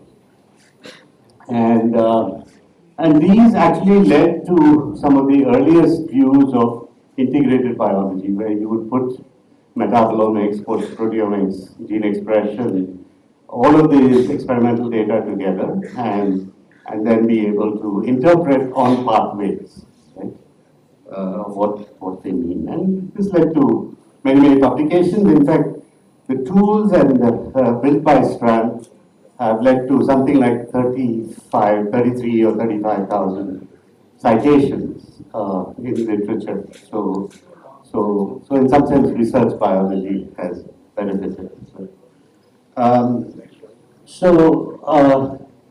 Now I want to switch gears a little bit and point out that something pretty significant has happened. We talked about information science or computing science and molecular biology, and how they've been progressing very rapidly and pretty much along the same timeline. If you look at Moore's law, and this is obviously log scale, right? Because Moore's law is shown as a straight line. You see that Moore's law is coming down at a certain rate, and the cost of genome sequencing is coming down at a rate that was pretty much close to Moore's law right up to about 2007, right? And up to 2007, it was using basic Sanger sequencing. Right? And then at around 2007, you see the high parallelization of sequencing through the next-gen sequencing platform. And it actually came out of Cambridge, right? Sir Shankar, who created Solexa. And Solexa then got acquired by Illumina, and Illumina, of course, now is the company that everyone talks about. And Jay Flatley, like Gordon Moore, is the chairman now of Illumina, and so this is called Flatley's law, right? And Flatley's law, you see, is actually coming down faster than Moore's law. And so, are we at the $100 genome? Yes. This is now the first genome, of course, cost $2.7 billion because all the infrastructure had to be created. The second genome cost about $100 million. or maybe the third or the fourth genome, it was down to maybe $3-4 million. But from there to come down to $100, you can imagine the revolution that that's going to set off. The same way in which a giant mainframe computer now fits in your phone, right? And it changes things, right? So we should expect huge changes. And usually by the time the technology is doubled about 32 times, right, you're going to see a steep vertical acceleration, right? That's called the second half of the chessboard. So once you're in the second half of the chessboard, then you're on singularity. Things can happen so quickly that you can't even imagine, right? 5 years ago, did you imagine there could be autonomous vehicles? Right? Nobody thought that that would be possible. Could you think of drones flying around delivering, all kinds of, whatever, right? So there's so many mind-boggling things happening that it's because, these are accelerating so quickly. So when we talk about AI, ML in biotechnology, we're actually talking about a double whammy, right? Because there's one exponential law taking you into deep learning and all kinds of amazing things. And there's another technology law that's giving you the biology measurements, right? And insights, right? So by about 2010, we realized that, there had been enough annotation of the genomes that you could start seeing clinical applications. Right? And so clinical genomics was becoming a reality, and this was the first test case. Right? That's Dr. Howard Jacob from the University of Wisconsin in Milwaukee, who did the whole genome sequence of Nicholas Volker, that boy, who had had close to 100 surgeries before they could actually identify what was wrong with him through a whole genome sequence, and then they were able to treat him, right, with a bone marrow transplant, and he was sorted out, right? Oh, actually, it was a cord blood transplant, right? And he is now well. He's the boys in college. I met the family, and so Ramesh and I were sitting in the audience when Howard Jacob announced this case around 2010, and Ramesh and I basically said, Strand is ready. Why aren't we doing this, right? We know how to do all the hard stuff, the data stuff. But, what we need is to set up the sequencing, right? And so we came back, we talked to investors all over India, and they said, oh, come on, you guys are a bunch of computer scientists, and diagnostics is a tough business, you really want to get into that, and they wouldn't believe that it was possible.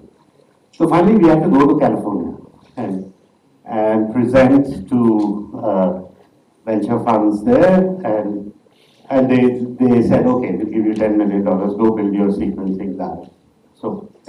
So we came back and launched into clinical genomics. And of course, Strand was going to build not Watson, we were not going to use Watson, right, from IBM. We were going to build our own, so we called it Ramanujam. And Strand's Ramanujam platform had everything that Watson claims to have. And we had a lot more domain knowledge of genomics and what it takes, how to call out the variants, but we didn't understand the clinical world that well, right? So we had to become students again. We had to learn, for research biologists, we knew what to tell them, right?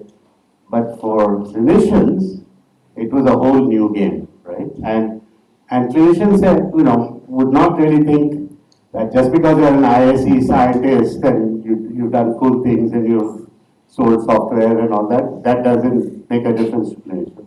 They have their own standards, right?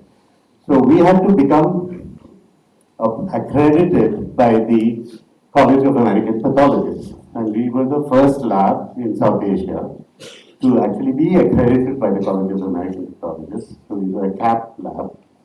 And then we also wanted to be ISO approved. For that, the Indian regulators had a standard called NABL, which was ISO 15189 or some such number.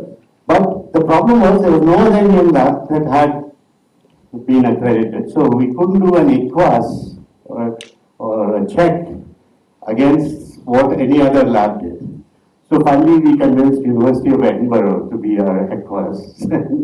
And we did it with them and we became sort of the NABL lab. So after Strand became NABL and CAP accredited, physicians started sending us samples, right? And then we also were able to help other labs, start thinking about accreditation.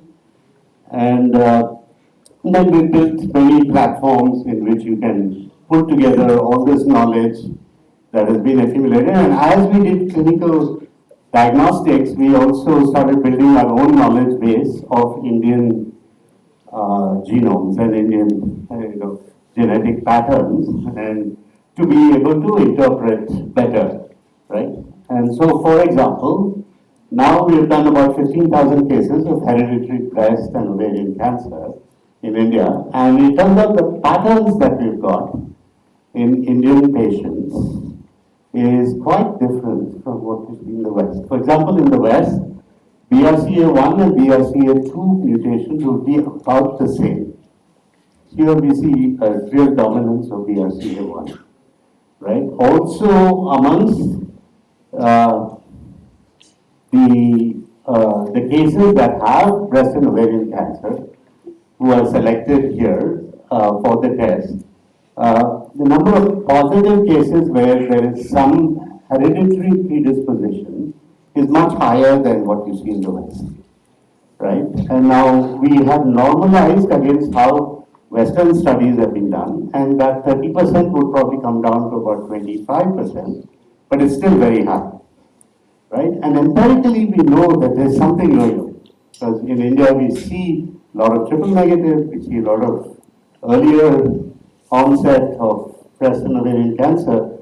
So, I mean, these are the kinds of things that you can actually learn as you generate data and do these tests locally, right? So, Strand's evolution start out in informatics, build the products for research biology. Then we get into these diagnostic tests, clinical genomics, hereditary cancer, clinical exomes, also rare diseases, diagnosing monogenic and Mendelian disorders, and then working towards early detection, 155 gene liquid biopsy method. So by taking a blood draw, can you actually see if there's onset of tumor signal? Can you do it from saliva? Can you do it from other bodily fluids? So urine and spinal fluid and so on. So R&D, started up in all of that. We launched some tests, but the price point was still high for the Indian market, right? But we are there, right? In terms of the science and being able to do the analysis, we are there. Around 2018, we decided to move into hospitals, and so actually run labs inside hospitals, and also do the pathology, do the whole thing, right? You understand diagnostics from end to end, and then also started building some clinical studies by biobank, etc. And I think, hopefully with BBC we'll do more of that. But then something interesting happened. Mr. Mukesh Ambani got interested in omics, and he said, I want to now build an omics capability within the Reliance Health and Life Sciences vertical. And so Strand, all the investors in Strand were bought out by him, and we continue to run the company, but we have the backing now of Reliance. And the whole idea now is to go to scale. Right? How do we now leverage the Reliance network, national network, the retail network? They own NetMeds, they own NetLabs. So, you know, there's a huge network that we can leverage.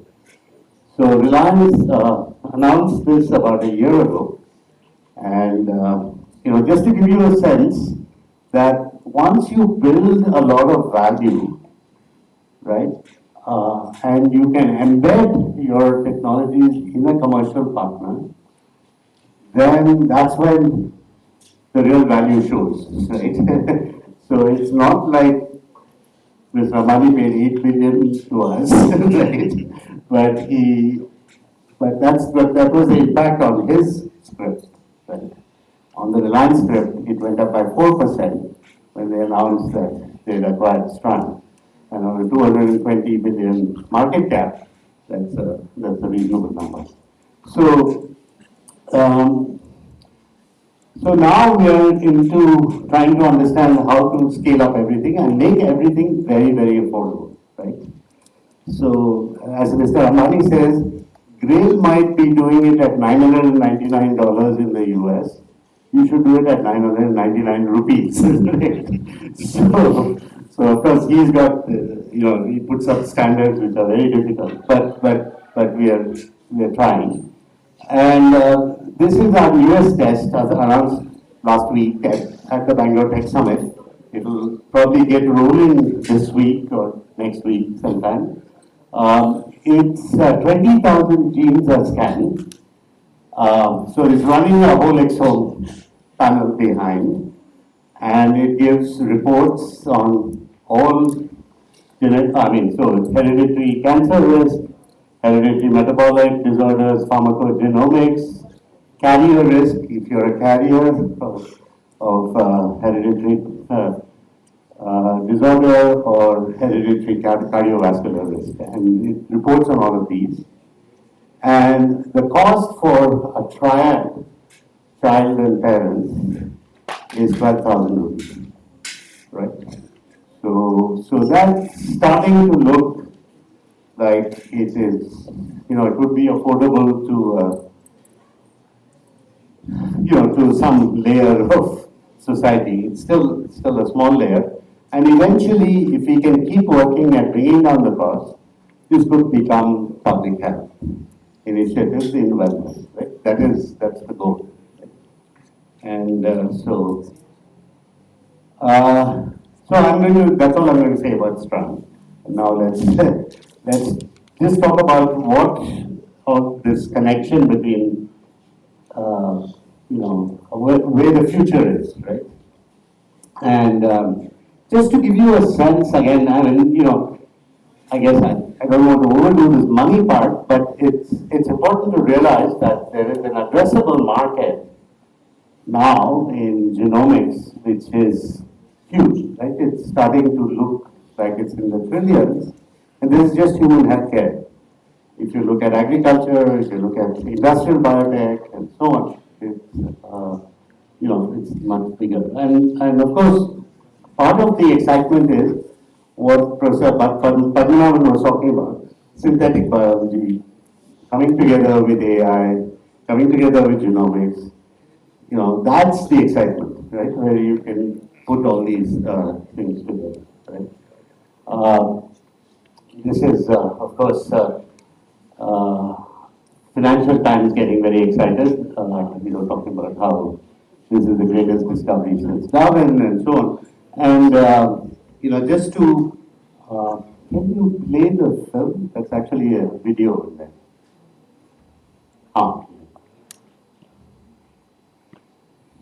This is actually CRISPR at work, right? So this is the cleavage, you'll see the cleavage showing.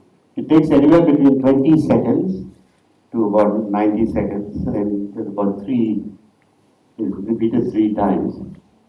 And this is captured real-time dynamics using a high-speed atomic force microscopy. And that was the second one, and this is the cleanest one, actually. Yeah, there you go. The cleanest. Right? So this is, it's real, it's CRISPR, it's working, right? And by the way, this guy, Sam Sternberg, who's been quoted in the Atlantic, is Jennifer Doudna's PhD student who wrote the book with him, Tracking Creation. And Sam is an advisor, not to Strand. I now have another startup called CRISPR Bits, and it's, so he's working with us there. Oops, yeah. So CRISPR Cas9 editing. By the way, did some of you go to Bangalore Tech Summit? Yeah? Again, one or two hands going up. Yeah, but you can go to the YouTube site. And I had brought Emmanuel Charpentier to speak, so her lecture is there. You can actually watch that lecture. And Jennifer Doudna is manager of the Innovative Genomics Institute, Brad Ringeisen spoke, but he spoke about agriculture and the use of gene editing in agriculture. So please go make use of it. It's a public YouTube accessible lecture. Of course, CRISPR applications abound. Basic research, infectious agents, controlling them, drug development, transgenic models. Now, I'm sure almost every biology lab does some transgenic models using CRISPR, and molecular diagnostics and nucleic identification of viruses. We're finding it's very effective even for environmental samples like wastewater and so on, where it gives much sharper readings than PCR. That we are able to pick up much better signals in wastewater samples, environmental samples. So for readings, I think, I have to sell my partner's book, Genomic Works. It's an extraordinary book, right? It's called, it's published by the IIC Press. It's 9 case studies. If you read one chapter a night, it's like one detective story. And once you start reading it, you won't put the book down. So finish one chapter every night. By the end of it, you would have had a course in clinical genomics. Right? You will learn bioinformatics, you learn, and clinical genomics. You'll see the case studies. He starts out with himself. He's colorblind, and there's a genetic reason for it. And he sequenced his own genome, and then it's a much more readable book than Sid Mukherjee's books. I would really, in the sense that it's written by a mathematician, so he doesn't beat around the bush, right? He just writes the story, right? So, this is the book to understand if you really want to know what AI and ML can do for medicine. And Eric Topol has been sort of, from Scripps, has been the person, and this was his first book. I mean, he's written other books, Deep Medicine and so on, and he writes regular columns, but this book actually, and particularly for mobile, what you can do with mobile technology, AI and ML in medicine. And the mobile revolution, I think, is deep in India, right? So for us, this is the book that is most relevant right now. Hacking Darwin is, if you really want to understand what's happening in genetic engineering, this is probably the best source to go to. And of course, I have to prop my MIT friend Professor Susan Hopfield, who was the president of MIT, the first woman president and the first biologist to lead MIT, and she's written up a bunch of case studies on the living machines, and of course, you know, some of the stories are from MIT, but there are others as well.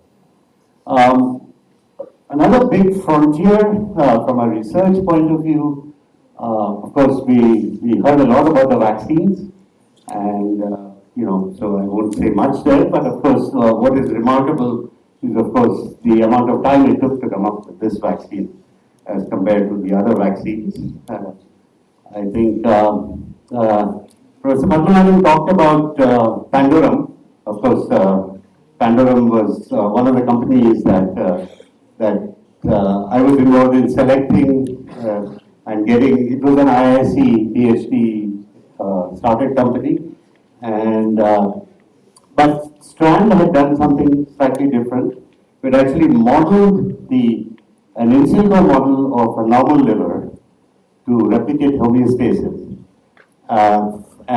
This had about 200 differential equations, and we could actually run these simulations. So it was a physiological model, right, of the liver. But then when you bring in a drug molecule or a chemical, which could be toxic, the drug gets metabolized, right? And that you cannot do in silico. So you run in vivo experiments, in vitro experiments with cell hepatocytes and either sometimes animal liver cells like from rats and so on, or cell lines, and pick up some metabolization parameter, rates of metabolization, and plug those into the in silico model, and you get the in vivo predictions of toxicity. And we were selling services from this for about $10,000 per molecule, right? To chemical companies, to drug companies, and so on. And but we had no interest in getting into this side of systems biology. So Kiran Mazumdar came forward and said, I will acquire this technology, this IP, and this lab, and relocate it in Biocon. So it's now part of what Syngene offers for tox studies. Right? Solving the mystery of life. This is what Raghavan Vajrajan asked me to get excited about in the mid-90s. And I think he said, I said, why should I work in biology? He said, don't you want to solve the mystery of life? I mean, that's a big ask, but I think systems immunology is going to be the next frontier. I'm not going to spend time on this. This was crystal ball gazing about when we can see various impacts. I think, synthetic foods or mass personalized nutrition and longevity and so on, all of these we should be seeing. But I think the bottom line is important: energy, storage breakthroughs, climate change, regenerated biodiversity. I think these could be, extraordinary, right? I don't want Jurassic Park, but right, we can have a few other things. But I think important, from an educational institution point of view, I really hope that at some point you think of introducing a course in ethics. I don't know why, but biology institutes, even the best ones in the country, don't teach a course in ethics. It's only when you work with human subjects, you're told that you have to go through some sort of training, but it should be taught to everyone, and particularly in technology and particularly in biotechnology, right? So I would really think that it's time to think about maybe the new education policy has to sort of include this, but I think a course in ethics is very important, because hanging over this field is, of course, eugenics. And I think Professor Padmanabhan also mentioned Yanshu He, the Chinese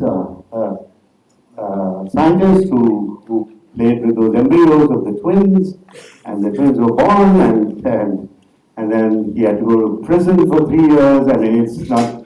This is, I think he really didn't think he was doing something unethical, right? He said this very proudly. I've done this, right? And there are many scientists who are excited first, and then they realize the implications, and you know.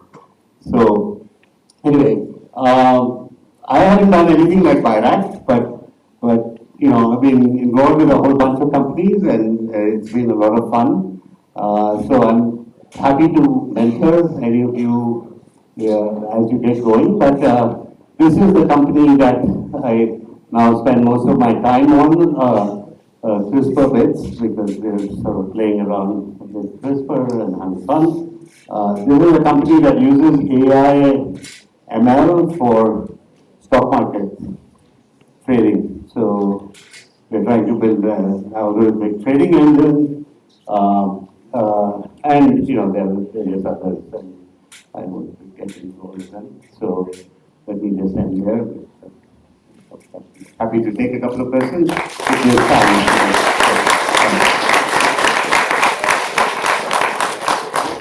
Yes.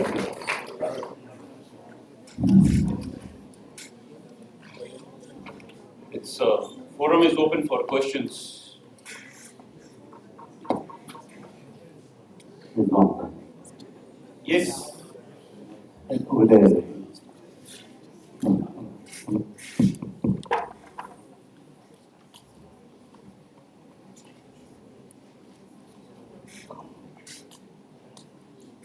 Sir, you just now mentioned that ethics is pretty important in the field of biotechnology. I think a great example of that can be seen in Nazi Germany.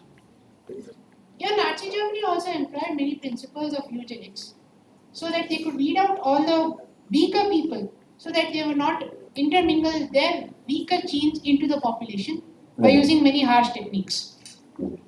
Adolf Hitler was actually a pretty good proponent for eugenics itself. No, completely agreed. So what's the question? What is your view on this, sir? Well, obviously, I put out by it, and that's why I was suggesting that we should all think seriously about ethics. But it's a lot more subtle than what happened in those days. Think about today, if you were example to go to an IVF clinic, and a large number of young couples do tend to need help with conceiving, right? And the question is, if you're actually looking for a certain type of egg or embryo for implanting, there could be choices made there which are bordering unethical. So it could come in very, very subtle ways without realizing it. And even with things like mRNA medicines or DNA vaccines or whatever, we don't know what the unintended consequences are yet. So there are ethical issues which will actually have to translate into regulatory oversight. So I mean, things can get really subtle. It doesn't need to get as overt as Nazi Germany, right? It could be in much more subtle. Maybe you should move on to the next question. I had another question. Sure. I'm so sorry if I'm. No, that's okay. Go ahead. How would our philosophies on life actually change using genomics and genetics? Because I just saw over there that their longevity is also going to be possible. Like, I'm thinking that I will be able to live for 164 years. Right. That was a bit of a joke. There's a Beatles song called "When I'm 64," right? Will you still need me? Will you still need me? So 164 was sort of a play of that. But it was actually due to a journalist friend of mine, David Duncan, who actually gave a TED talk called "When I'm 164." It's about longevity. Now, David does a very interesting analysis. He has gone around and asked crowds of people how long would they like to live. Turns out that most people are pretty happy with the current lifespan. Right? Most people are saying, they want to live long enough to see their grandchildren, settle. They want to help their children by seeing the grandchildren through high school, which would put us in our 80s or late 70s or early 80s, which is more or less our lifespan today, right? But we want to be healthy, during those years because we need to help the family through that. So I think about 60 to 70% of the vote is for around 80s is fine. There's always a 10% who want to live forever, right? And hopefully no one wants to live for less time, but philosophically, we'll have to see, but at least the way people think now, what is more important is to be healthy. We know that we're going to live. Medicine is going to keep us alive, right? Till our 80s or whatever. But the thing is, we want to stay healthy, so we need to be able to understand what keeps us healthy in older age. And I think that's what longevity, the utility of these longevity studies should be, rather than just, extending life per se. Indeed. Right. I'm sorry, am I supposed to give you the question? Can I ask one more question? I think maybe rotate it. No, please. Yeah. I agree with you. During break time, you can refer to sir. Yes. Others are in the queue. Oh, yes, yes. Then Thank you. One more question. But by the way, isn't Cynthia Kenyon the person who was at UCSF who worked on longevity, and she saw nematodes maybe go up about 3 to 4 times in lifespan, right? That was an intermittent fasting. Fasting. Intermittent fasting in Indian culture has been For around a long time. for a long time. So the question is, have we achieved our longevity? But she's now got a company in longevity, right? She's working for Google. Oh, she's gone to Google now? Yeah, she had another company in between, but right. Yeah. Any other question? Yeah.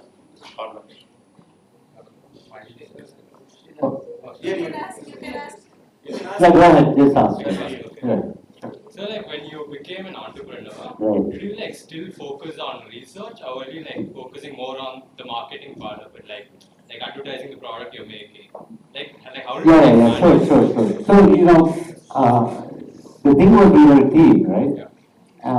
Now, I was already, I think, 47 when I started. I was already a full professor. I already had, 20 PhD students. I had become a fellow of the academies. So there wasn't that much of academic, conquest that I wanted to go after. So I was quite happy to build a company and play the front end. Ramesh continued to publish. Okay, he continued to, and we both would teach now and then, but Ramesh has a regular course in data science and genomics and data science courses, and so and now I teach computational epidemiology course. So we've actually had some footprint that looked like an academic profile. But Ramesh was doing enough work that I got him. I nominated him for fellowship of the academies, and he was selected. So we continued to have papers in Fox, Stock, Soda, the big computer science conferences, and he was publishing, with the biologists, with the clinical clinicians. So yeah, you can do both, I guess, if you're Ramesh. But he also runs marathons. He does all kinds of things. But it's hard. It's hard to maintain both. For 4 or 5 years, it was not a problem. We all did it. But I think after that, I had to devote myself to the company for a while. And then now that I've come back to academia, I'm publishing again, but not at the rate and so. I'm happy now 2 professors have a question here. Let me start from right hand side. Sir. Sir, the present life sciences or the treatment plans are heavily based on the diagnostic lab reports. Do you think in future this augmentation of AI and the other technology would it bring down the dependency on the diagnostic lab so that the treatment cost and all reduce with this? I think, I think as Professor Padmanabhan was saying, these things can be used, they can be misused, right? I mean, quite frankly, I mean, I'm not saying this out of competitive spirit or anything like that, but 70 to 80% of those reports that you get from so-called clinical labs is wrong, particularly genomics. If they haven't really invested in getting, the right kind of knowledge to back it, or have the pathologists, the physicians, in-house to be able to vet these reports, have counseling to be able to. So for any of these tests, like the 12,000 rupee test I was saying, you will have counseling. Right? When the report is given, you'll actually speak to a trained genetic counselor who'll actually tell you what it means and. So, the problem today in India is labs are unregulated, completely unregulated. Corporate hospitals will choose labs for purely financial commercial reasons. And that sense of quality, that sense of importance of human, you can do a lot of harm, right, by giving wrong diagnosis. That is not taken seriously. And so, it is looking for those regulatory labels of accreditation and so on, I think is important, and sometimes you have to look even more closely. They may be accredited for doing, CBC, but then offering genomics tests, right? So you never know, how good the labs are. So I think it's a big problem. And when you get to AI, it will also depend on the training data, the quality of the algorithm. It'll be, it'll be worse, in fact, because everybody can give you some report. Just like you can buy an instrument today, get data, but then what is that data saying? How do you interpret it? What kind of report do you get? There has to be some oversight. One is not seeing that taken seriously now. Yes, sir. So more closely to the question what Professor Fishbach would ask, like we talked about the in silico model of normal liver, and also there is something called as organ chips also. Like how closely you can actually mimic the normal liver or any normal organ, because there is quite a lot of molecular connections or it might be molecular networking or interaction. So to what extent? Right. So I think all of these, I would say, organ modeling or physiological modeling, in silico approaches, you have to be very careful. If you try to boil the ocean, you will obviously not succeed, right? So, for example, DARPA had this big project called BioSpice, where they were trying to simulate, like SPICE does for electronic circuitry, they wanted to simulate the cell. And it was a disaster. It never really took off, right? But lots of tools were developed, it did push technology forward. But I think when you start out with a clinical endpoint and you say that this is the endpoint I want to reach, what is the level of simulation sort of granularity I need and accuracy that I need in order to be looking at these endpoints? So we picked 3 endpoints. We said we want to be able to see sort of gross effects of the cholestasis, necrosis, and steatosis. For these 3 toxicity endpoints, we built the whole program. It took 10 years. It took close to 9 PhDs, MDs, working on this. and chemical engineers to do the modeling. It took, they read about 3,000 papers between them in order to be able to come up with these models. And the work was published. So it went through peer review, it got published. So it was actually replicating homeostasis as far as, the published literature was concerned. So, and then if you look at how acetaminophen behaved when going through our platform, you could see exactly why Tylenol is so deadly when it's consumed in excessively, right? So I think, right, yeah, no, I think Aditi had a point to make there, but, right. I could add, I appreciate your frankness and acknowledging the caveats Right. with sort of this argumentship or I guess. Yeah, Mike.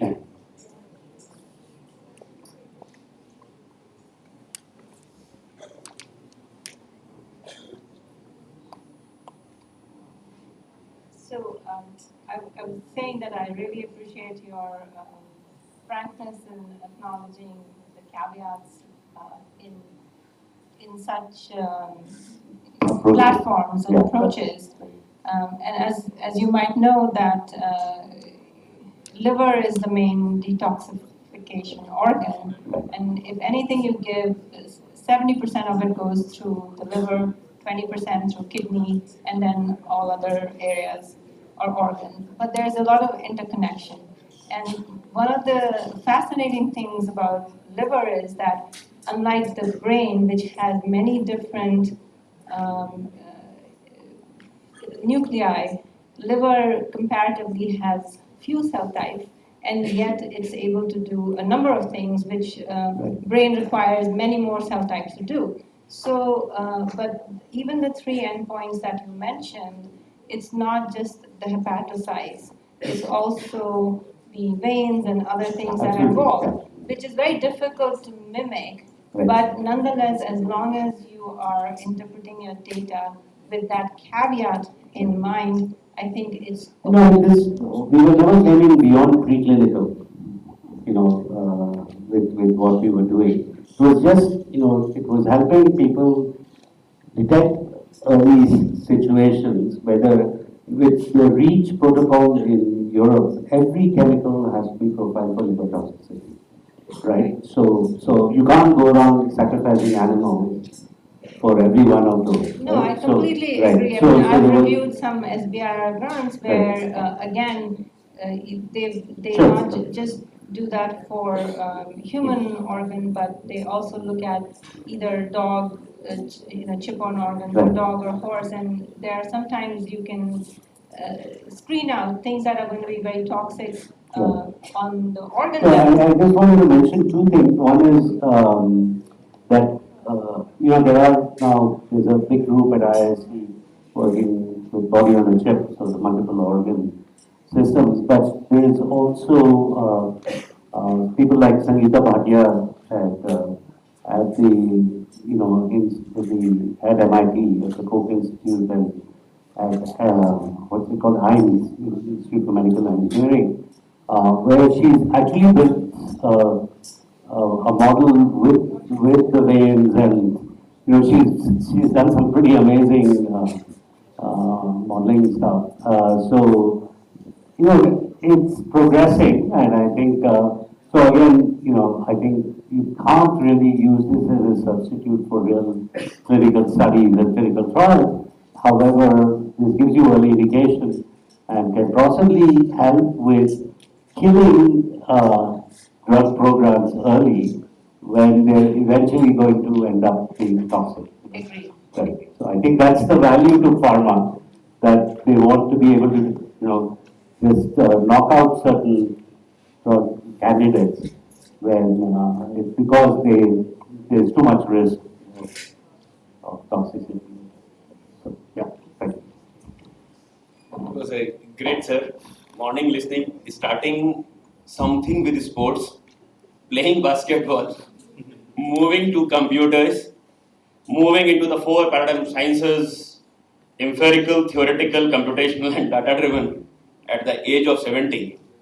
Person remembers so many things, facts and figures. Boss, let us keep hands together and give a big round of applause for him. Sir, one answer to your thing that you have asked as far as ethics in case of Harvey College of Engineering. Respecting the Government of India new education policy, we at RV College, under Rashtriya Shiksha Samiti Trust and dynamic leadership of Dr. K. N. Subramaniam, we have ethics paper respectively in all the semesters, whether it was Constitution of India professional ethics or engineer ethics or managerial ethics. We have an integral part into it.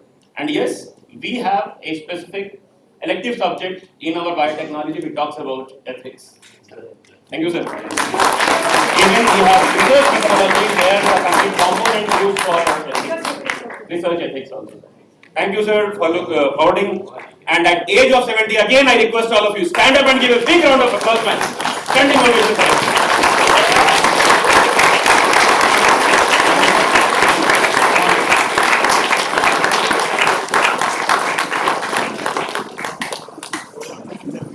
Please be seated. Thank you all. Thank you for being a part of this conference. Students, please wait. I have an announcement for you. Hope you all gained insights related to the theme of the conference since morning. So the next event for the participants is the paper and poster presentation, which is going to start immediately right now. The venues and information related to that is put up right outside the IEM auditorium here. Please look at it and report to your venues immediately. And dear students, biotech students, we have biotech students here. Please report to biotech seminar hall. We have CSE students here. Please report to CSE seminar hall. ISC and AIML students, please report to IEM seminar hall, upstairs, third floor in the same building. Okay, your attendance will be there. Okay, thank you very much.